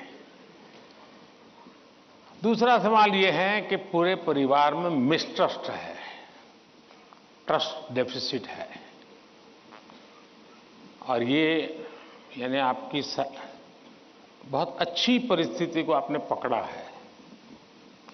आपने उसको प्रस्तुत तो ऐसे किया घर में कोई नाराज ना हो जाए,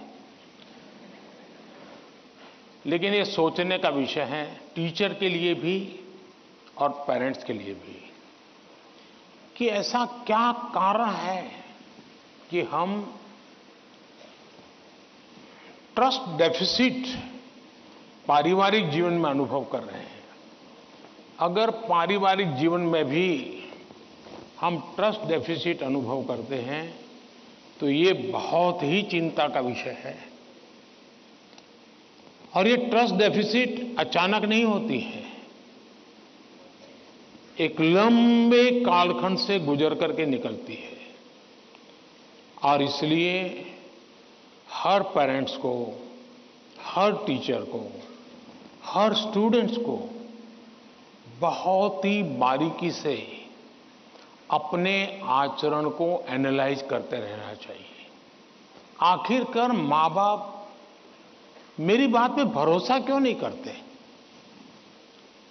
कहीं न कहीं तो ऐसी बातें हुई होगी जिसके कारण उनका ये मन बन गया होगा। कभी आपने कहा होगा कि मैं अपनी सहेली को मिलने जा रही हूं, और माँ बाप ने अगर बाद में पता चला कि आप तो उस दिन उसके यहां गई नहीं थी, तो ट्रस्ट डेफिसिट शुरू हो जाते। यार उसने तो कहा था वहां जाऊंगा, लेकिन मान लीजिए वहां गए नहीं, लेकिन आकर के कह दिया कि मैंने तय किया था उनके यहां जाऊंगा, लेकिन रास्ते में मेरा मन बदल गया तो मैं वहां चला गई थी। तो कभी भी ये ट्रस्ट डेफिसिट की स्थिति पैदा नहीं होगी।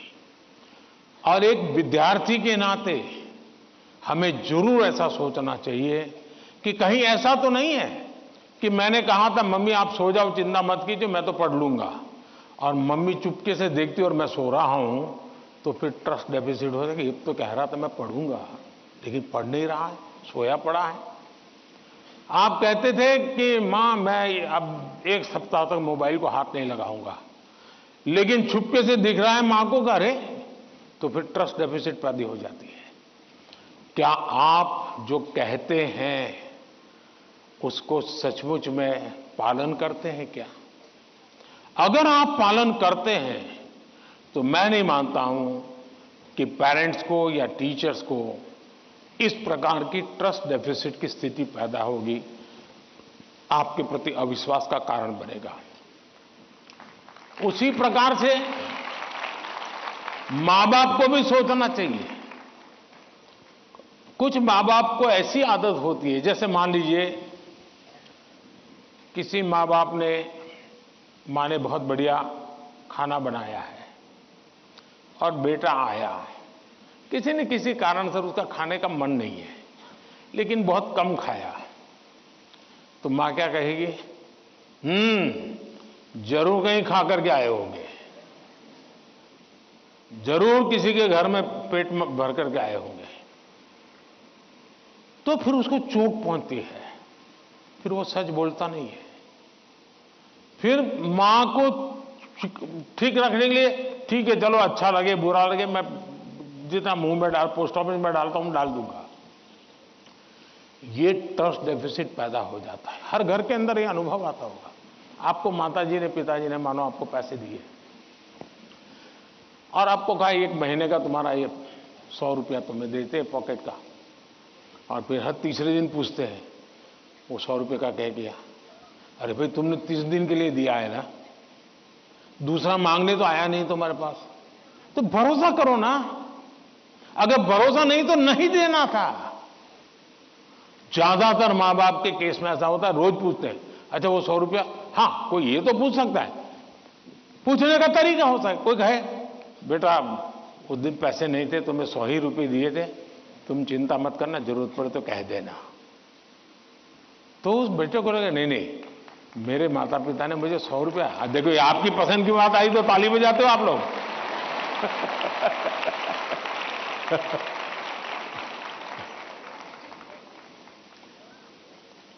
अगर वही सवाल ये पूछते 100 का क्या किया, इसके बजाय कह दे, तो बेटा कहेगा ना मां बिल्कुल नहीं, मेरे पास पैसे हैं, सफिशिएंट है। यानी हमारा एक दूसरे के बीच बात करने का तरीका कैसा है, ये चीजें सामान्य जीवन में जो अनुभव आती हैं वो फिर धीरे धीरे एजुकेशन सिस्टम के साथ रोजमर्रा की हमारी अपेक्षाएं होती है, उसके टकराव में कन्वर्ट हो जाती है। फिर कहा मार्क्स क्यों नहीं आए, बस तुम पढ़ते ही होंगे, ध्यान देते नहीं होंगे, क्लास में बैठते नहीं होंगे, अपने दोस्तों के साथ गप्पे मारते होंगे, हो सकता है वो पैसे हैं सिनेमा देखने चले गए होंगे, मोबाइल फोन पर रील देखते होंगे। फिर वो कुछ न कुछ कहना शुरू हो जाता है, फिर दूरी बढ़ जाती है। पहले ट्रस्ट खत्म हो जाता है, फिर दूरी बढ़ जाती है, और ये दूरी कभी कभी बच्चों को डिप्रेशन की तरफ धकेल देती है। और इसलिए मां बाप के लिए बहुत आवश्यक है, उसी प्रकार से टीचर्स ने भी बच्चों के साथ इतना खुलापन रखना चाहिए सहज रूप से अपनी बात कह सके। अगर उसको कोई सवाल समझ में नहीं आया तो कोई टीचर हड़का देगा, तुझे कुछ समझ नहीं आने वाला तो बाकियों को विद्यार्थियों का टाइम खराब मत करो, बैठ जाओ। कभी कभी क्या करते हैं टीचर भी, जो 4-5 होनहार बच्चे होते हैं ना, उनको वो बहुत प्रिय लगते हैं, उनसे उनका मन लग जाता है। बाकी क्लास में 20 बच्चे हैं, 30 बच्चे हैं, वो जाने उनका नसीब जाने, ये 2-4 में अपना मन लगा देते हैं, सब चीजें वाहवाही उन्हीं की करते रहते हैं, वही रिजल्ट देकर गए। अब आप उसको कितना आगे ले जा पाते हो तो अलग बात है, लेकिन बाकी जो है वहां से नीचे गिरा देते हैं। और इसलिए कृपा करके आपके लिए सभी स्टूडेंट समान होने चाहिए, सबके साथ इक्वली। हाँ, जो तेज होगा वो अपने आप में से जो अमृत है वो ले लेगा, लेकिन जिसको सबसे ज्यादा जरूरत है उसके प्रति अगर आप सिंपैथेटिक, और उसमें भी मैं मानता हूं उसके गुणों की तारीफ कीजिए। कभी एक बच्चा बिल्कुल वीक है पढ़ने में, लेकिन उसके हैंड राइटिंग अच्छे है, तो उसके सीट पे जाकर के, अरे यार क्या बढ़िया लिखते हो तुम, कितने हैंड राइटिंग तुम्हारे अच्छे हैं, क्या स्मार्टनेस है तुम्हारी। कभी ऐसा एक डल विद्यार्थी है, अरे यार तेरा कपड़ा बहुत शर्ट बहुत अच्छा है, उसके अंदर कॉन्फिडेंस बिल्डअप होगा, वो आपके साथ खुलने लग जाएगा, वो आपसे बातें करने लगेगा कि ये साहब के प्रति मेरे प्रति उनका ध्यान है। अगर ये सहज वातावरण बन जाएगा तो मैं नहीं मानता हूं कि, लेकिन ये विद्यार्थियों का भी उतना ही दायित्व है। हमें आत्मचिंतन करना चाहिए कि मेरी ऐसी कौन सी बातें थी जिसने मेरे घर के लोगों का मुझ पर से भरोसा उठ गया। ये किसी भी हालत में हमारे आचरण से हमारे परिवार के, हमारे टीचर का हम पे भरोसा उठना नहीं चाहिए। हमसे कुछ नहीं हुआ तो कहना चाहिए। दूसरा, मुझे लगता है कि परिवार में एक प्रयोग कर सकते हैं। मान लीजिए आपका बेटे या बेटी के 5 दोस्त हैं, तय कीजिए कि महीने में एक बार 2 घंटे वो 5 परिवार किसी एक परिवार में एकत्र होंगे, दूसरे महीने दूसरे परिवार में, बिल्कुल गेट टुगेदर करेंगे। और उसमें बच्चे बूढ़े सम हो गए, ऐसा नहीं कि 2 लोगों को घर छोड़ के आ जाएंगे। 80 साल के माँ बाप भी अगर फिजिकली फिट है आ सकते हैं, उनको भी लेके आइए। और फिर तय कीजिए कि आज वो तो 3 नंबर का दोस्त है, उसकी माताजी एक कोई पॉजिटिव बुक पढ़ करके उसकी कथा सुनाएगी। अगले बार तय किए जो 4 नंबर का दोस्त है, उसके पिताजी एक कोई पॉजिटिव मूवी देखा होगा तो उसकी कथा सुनाएंगे। जब भी आप 1 घंटे का गेट टुगेदर करें, सिर्फ और सिर्फ उदाहरणों के साथ, किसी रेफरेंस के साथ पॉजिटिव चीजों की चर्चा करें, वहां के किसी के रेफरेंस से नहीं। आप देख लेना, धीरे धीरे वो पॉजिटिविटी पर्कुलेट होगी। और यही पॉजिटिविटी सिर्फ आपके बच्चों के प्रति नहीं, अंदर अंदर भी ऐसा ट्रस्ट का वातावरण बना देगी कि आप सब एक इकाई बन जाएंगे, एक दूसरे के मददगार बन जाएंगे। और मैं मानता हूं ऐसे कुछ प्रयोग करते रहना चाहिए। धन्यवाद।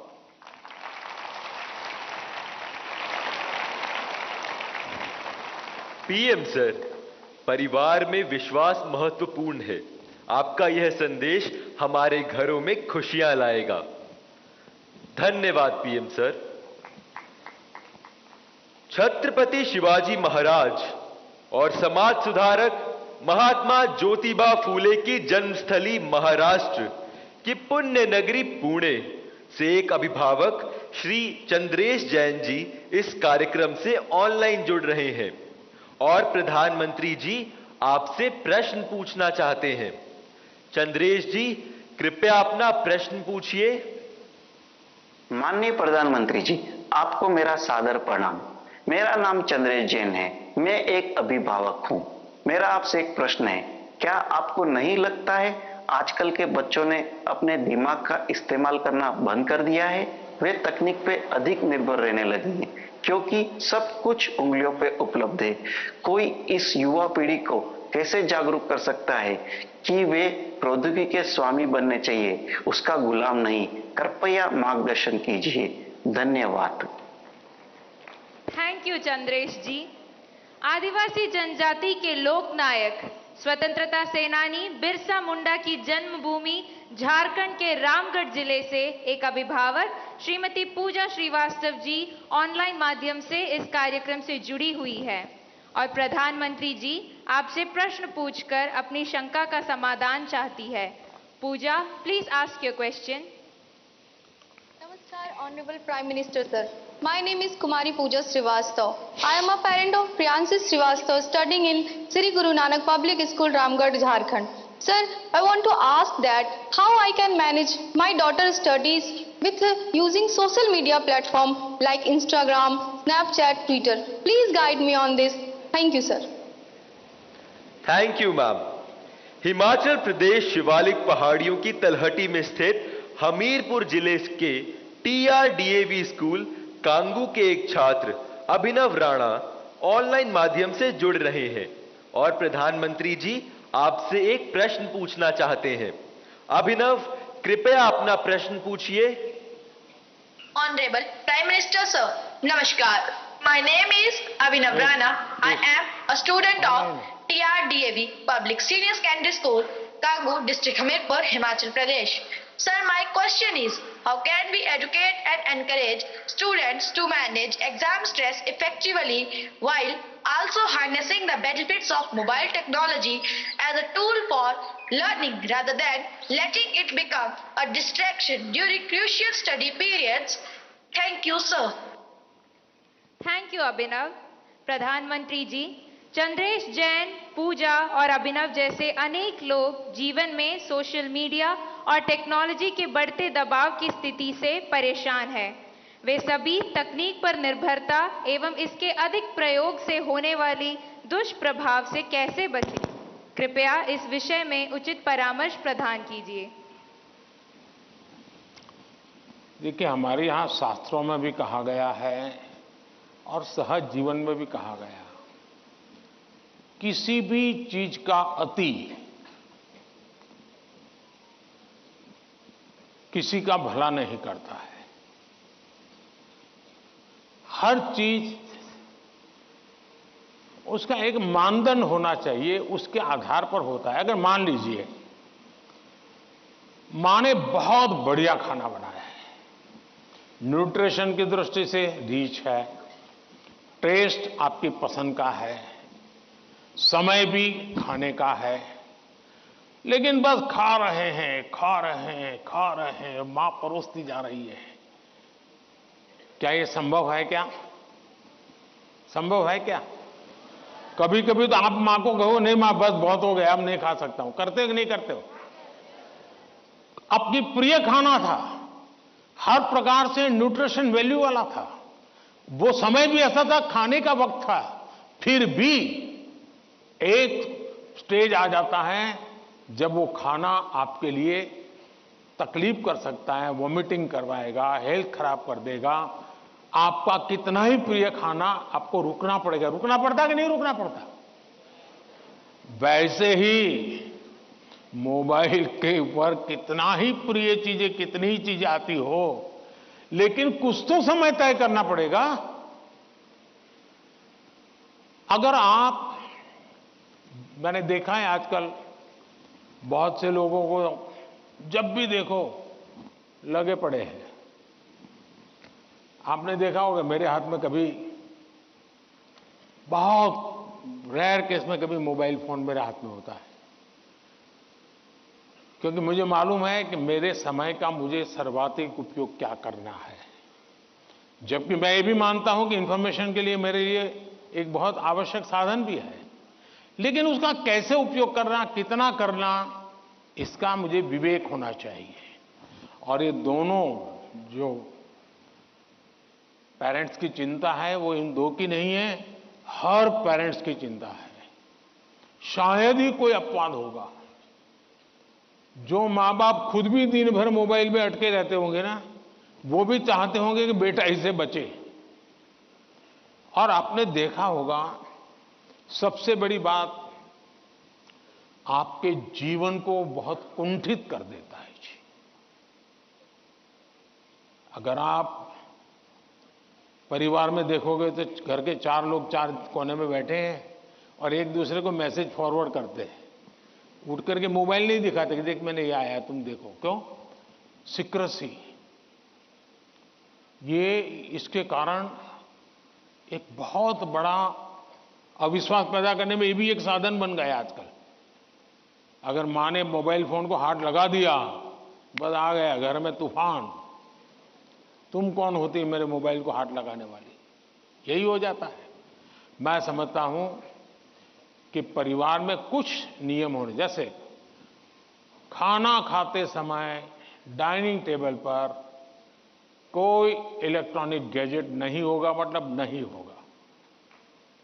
सब लोग खाना खाते समय गप्पे मारेंगे, बातें करेंगे, खाना खाएंगे। ये हम डिसिप्लिन फॉलो कर सकते हैं। जी, घर के अंदर मैंने पहले भी कहा है या दोबारा कहता हूं, नो गैजेट जोन, कि भाई ये कमरे में कोई गैजेट की एंट्री नहीं, हम बैठेंगे, बातें करेंगे, गप्पे मारेंगे। परिवार के अंदर वो ऊष्मा का वातावरण उसके लिए जरूरी है। तीसरा, हम हमारे खुद के लिए भी अब टेक्नोलॉजी से हम बच नहीं सकते हैं। टेक्नोलॉजी को बोझ नहीं मानना चाहिए, टेक्नोलॉजी से दूर भागना नहीं चाहिए, लेकिन उसका सही उपयोग सीखना उतना ही अनिवार्य है। अगर आप टेक्नोलॉजी से परिचित हैं, आपके माता पिता को पूरा नॉलेज नहीं है, सबसे पहला आपका काम है आज मोबाइल पर क्या क्या अवेलेबल है उनसे चर्चा कीजिए, उनको एजुकेट कीजिए और उनको विश्वास में लीजिए कि देखिए मैथ्स में मुझे ये चीज़ें यहाँ मिलती हैं, केमिस्ट्री में मुझे ये मिलती हैं, हिस्ट्री में ये मिलती हैं, और मैं इसको देखता हूँ, आप भी देखिए। तो वो भी थोड़ी रुचि लेंगे। वरना क्या होगा, हर बार उनको लगता होगा कि मोबाइल मतलब ये दोस्तों के साथ चिपका हुआ है, मोबाइल मतलब रील देख रहा है। अगर उसको पता चले कि भाई इसमें ये पार्ट है, इसका मतलब ये नहीं कि माँ बाप को मूर्ख बनाने के लिए बढ़िया चीज दिखा दे और फिर दूसरा करे, ऐसा नहीं हो सकता है। हमने पूरे परिवार में पता होना चाहिए क्या चल रहा है। हमारे मोबाइल फोन का लॉक करने का जो नंबर होता है वो परिवार के सबको अगर पता हो तो क्या नुकसान होगा।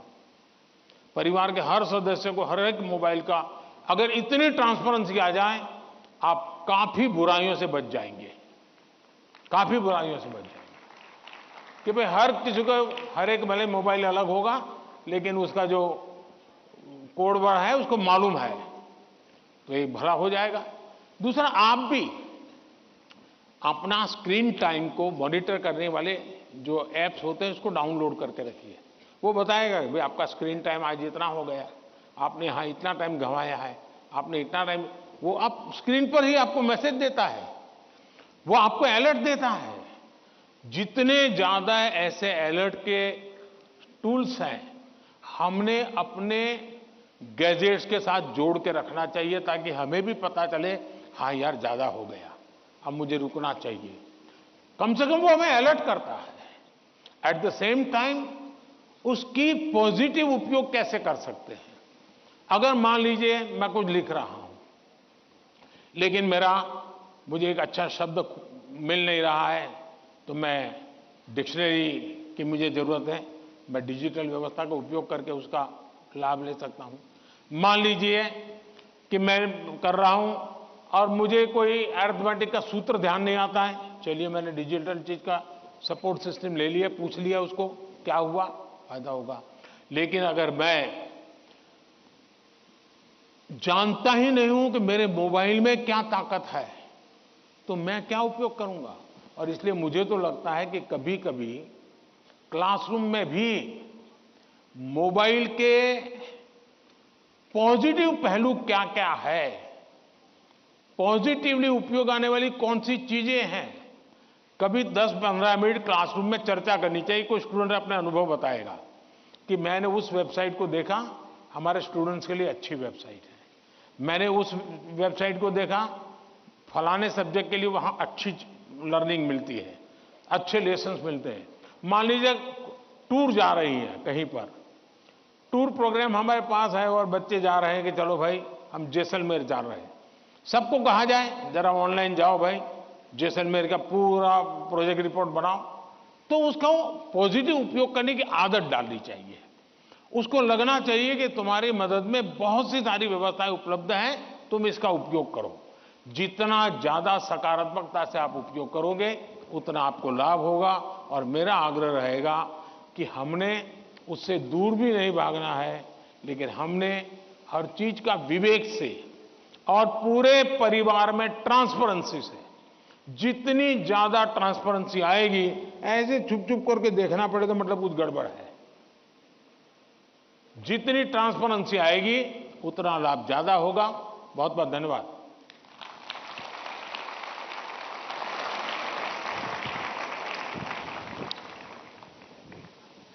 पीएम सर, सफलता के लिए जीवन में संतुलन बहुत महत्वपूर्ण है। यह मंत्र हमें सही राह पर अग्रसर करेगा। धन्यवाद। महाकवि सुब्रमण्यम भारती की जन्मभूमि तमिलनाडु की राजधानी चेन्नई के मॉडर्न सीनियर सेकेंडरी स्कूल के छात्र एम वागेश ऑनलाइन माध्यम से जुड़े हैं और प्रधानमंत्री जी आपसे प्रश्न पूछना चाहते हैं। M Vagesh, please ask your question. Honorable Prime Minister Sir, Namaste. My name is M. Vagesh. I am student of Modern Senior Secondary School, Nanganallur, Chennai. My question is, how do you handle stress and pressure in the super strong position as a Prime Minister? What is your key factor of controlling stress? Thank you. आप भी बनना चाहते हैं क्या? तैयारी कर रहे हो क्या? धन्यवाद एम वागेश।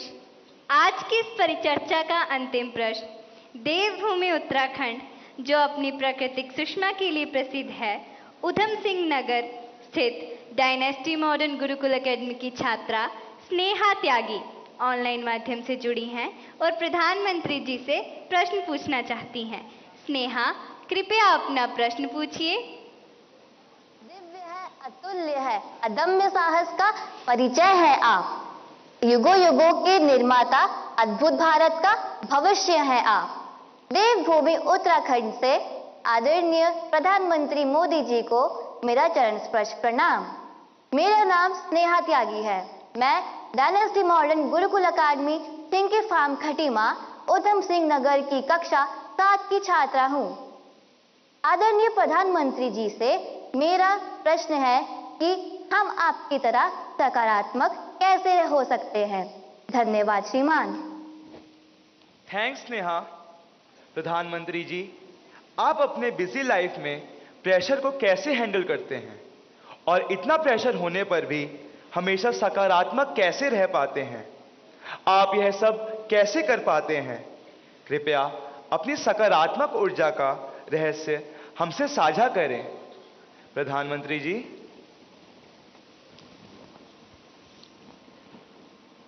इसके कई जवाब हो सकते हैं। एक तो मुझे अच्छा लगा कि आपको पता है कि प्रधानमंत्री को कितना प्रेशर झेलना पड़ता है।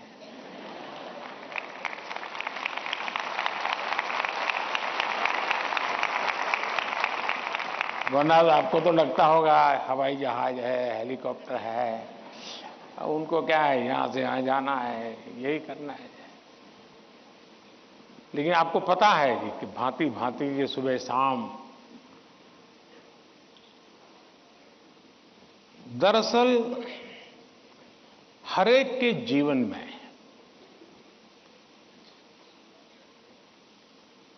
अपनी स्थिति से अतिरिक्त ऐसी बहुत सी चीजें होती हैं जिसको उसे मैनेज करना पड़ता है। जो उसने सोचा नहीं वैसी चीजें व्यक्तिगत जीवन में भी आ जाती है, परिवार जीवन में आ जाती है, और फिर उसे भी संभालना पड़ता है। अब एक नेचर ऐसा होता है कि भाई बहुत बड़ी आंधी आई है, चलो कुछ पल बैठ जाएं, निकल जाने दो। कुछ संकट आया है, नीची मुंडी करो यार, समय जाएगा। शायद ऐसे लोग जीवन में कुछ अचीव नहीं कर सकते। मेरी प्रकृति है और जो मुझे काफी उपकारक लगी है, मैं हर चुनौती को चुनौती देता हूं।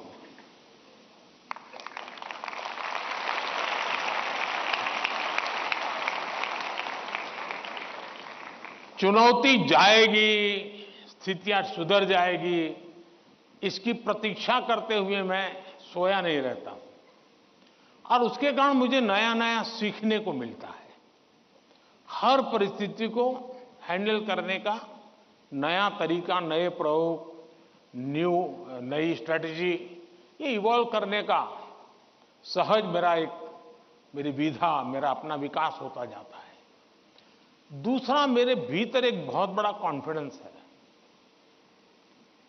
मैं हमेशा मानता हूं कि कुछ भी है, 140 करोड़ देशवासी मेरे साथ हैं।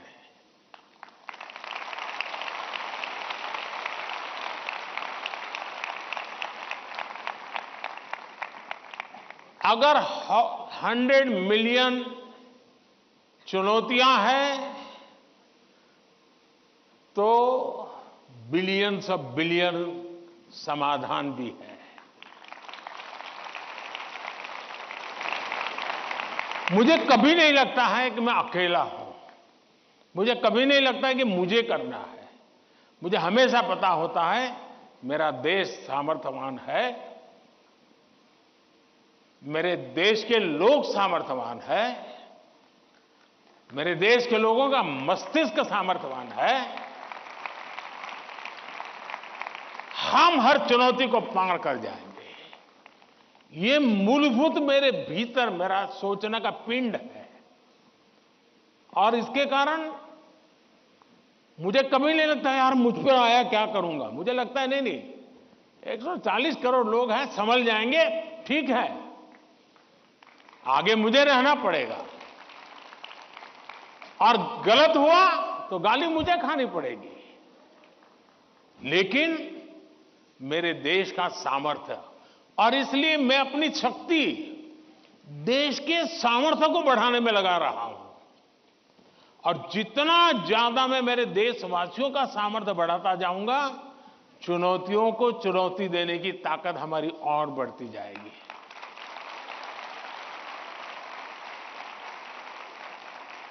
अब हिंदुस्तान की हर सरकार को गरीबी के संकट से जूझना पड़ा है।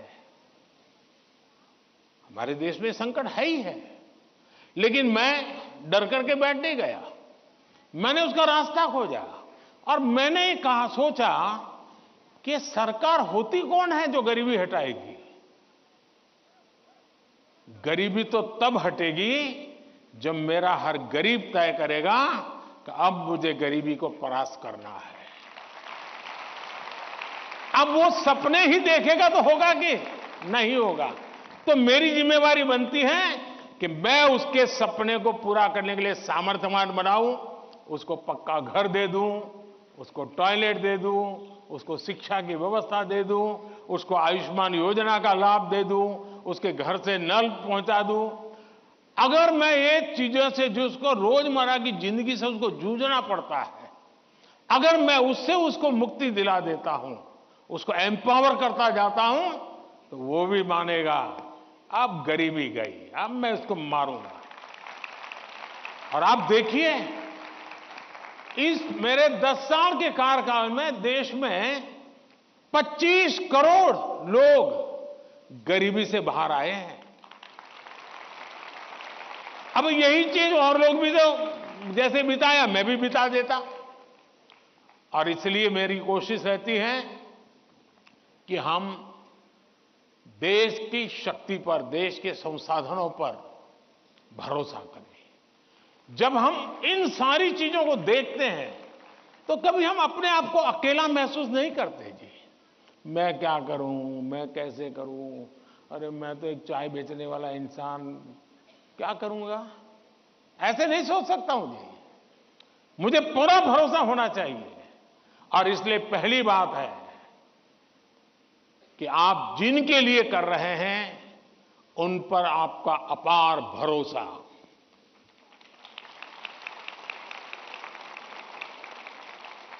दूसरा, आपके पास निरक्षीर का विवेक चाहिए। कौन सा सही है, कौन सा गलत है, कौन सा आज जरूरी है, कौन सा अभी नहीं, बाद में देखेंगे। आप प्रायोरिटी तय करने का सामर्थ्य चाहिए। वो अनुभव से आता है, हर चीज को एनालाइज करने से आता है। मैं दूसरा प्रयास ये करता हूं। तीसरा, मैं गलती भी हो जाए तो ये मान के चलता हूं कि ये मेरे लिए लेसन है। मैं इसको निराशा का कारण नहीं मानता हूं। अब आप देखिए, कोविड का संकट कितना भयंकर था। मामूली चुनौती थी क्या? पूरी दुनिया फंसी पड़ी थी। अब मेरे लिए भी था कि क्या करो भाई, मैं कह दूं, अब क्या करे, तो भाई वैश्विक बीमारी है, दुनिया भर में ऐसा ही है, सब अपना अपना संभाल लो। मैंने ऐसा नहीं किया। रोज टीवी पे आया, रोज देशवासियों से बात की, कभी ताली बजाने के लिए कहा, कभी थाली बजाने के लिए कहा, कभी दिया जलाने के लिए कहा। वो एक्ट कोरोना को खत्म नहीं करता है, लेकिन वो एक्ट कोरोना के खिलाफ लड़ाई लड़ने की एक सामूहिक शक्ति को जन्म देता है। सामूहिक शक्ति को उभारना। अब देखिए, पहले भी खेल के मैदान में हमारे लोग जाते थे, कभी कोई जीत के आता था, कोई जीत के नहीं आता था। जाने वाले को पूछता नहीं था, आने वाले को पूछता नहीं था। मैंने कहा भले 3 मेडल के जीतते आएंगे, लेकिन मैं उसके ढोल पीटूंगा। तो धीरे धीरे करके 107 मेडल लाने का सामर्थ्य उन्हीं बच्चों में से निकला। सामर्थ्य तो था। सही दिशा, सही रणनीति, सही नेतृत्व परिणाम लाता है। जिसके पास सामर्थ्य है, उसका सही उपयोग करना चाहिए। और मेरा तो गवर्नेंस का एक सिद्धांत रहा है कि अच्छी सरकार चलाने के लिए, इन समस्याओं के समाधान के लिए भी आपको नीचे से ऊपर की तरफ सही जानकारी आनी चाहिए, परफेक्ट इंफॉर्मेशन आनी चाहिए, और ऊपर से नीचे की तरफ परफेक्ट गाइडेंस जाना चाहिए। अगर ये 2 वे चैनल परफेक्ट रही, उसका कम्युनिकेशन, उसकी व्यवस्थाएं, उसके प्रोटोकॉल, उसको ठीक से किया, तो आप चीजों को संभाल सकते हैं। कोरोना एक बहुत बड़ा उदाहरण है। और इसलिए मैं मानता हूं कि हम निराश होने का कोई कारण ही नहीं होता है जीवन में। और अगर एक बार मन में तय कर लिया कि निराश होना ही नहीं है, तो फिर सिवाय पॉजिटिविटी कुछ आता ही नहीं है। और मेरे यहां निराशा के सारे दरवाजे बंद हैं। कोई कोना भी, एक छोटी खिड़की भी मैंने खुली नहीं रखी है कि निराशा वहां से घुस जाए। और आपने कभी देखा होगा, मैं रोता बैठता नहीं हूं जी। पता नहीं क्या होगा, वो हमारे साथ आएगा कि नहीं आएगा, वो हमसे भिड़ जाएगा क्या। अरे होता रहता है जी। हम किस चीज के लिए हैं? और इसलिए मैं मानता हूं कि जीवन में आत्मविश्वास से भरे हुए और अपने लक्ष्य के विषय में। और दूसरी बात है, जब कोई निजी स्वार्थ नहीं होता है, खुद के लिए कुछ करना तय होता है, तो निर्णयों में कभी भी दुविधा पैदा नहीं होती है। और वो एक बहुत बड़ी अमानत मेरे पास है। मेरा क्या, मुझे क्या, इससे मेरा कोई लेना देना नहीं है। सिर्फ और सिर्फ देश के लिए करना और आपके लिए करना, ताकि आपके माता पिता को जिन मुसीबतों से गुजरना पड़ा, मैं नहीं चाहता हूं कि उन मुसीबतों से आपको गुजरना पड़े।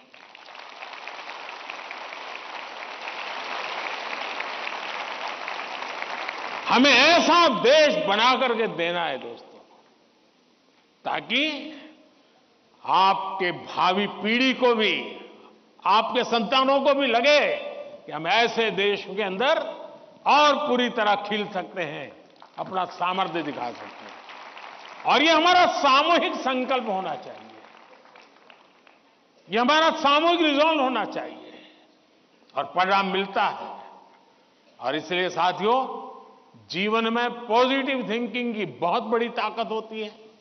बुरी सी बुरी चीज में भी पॉजिटिव देखा जा सकता है, उसको हमने देखना चाहिए। धन्यवाद जी।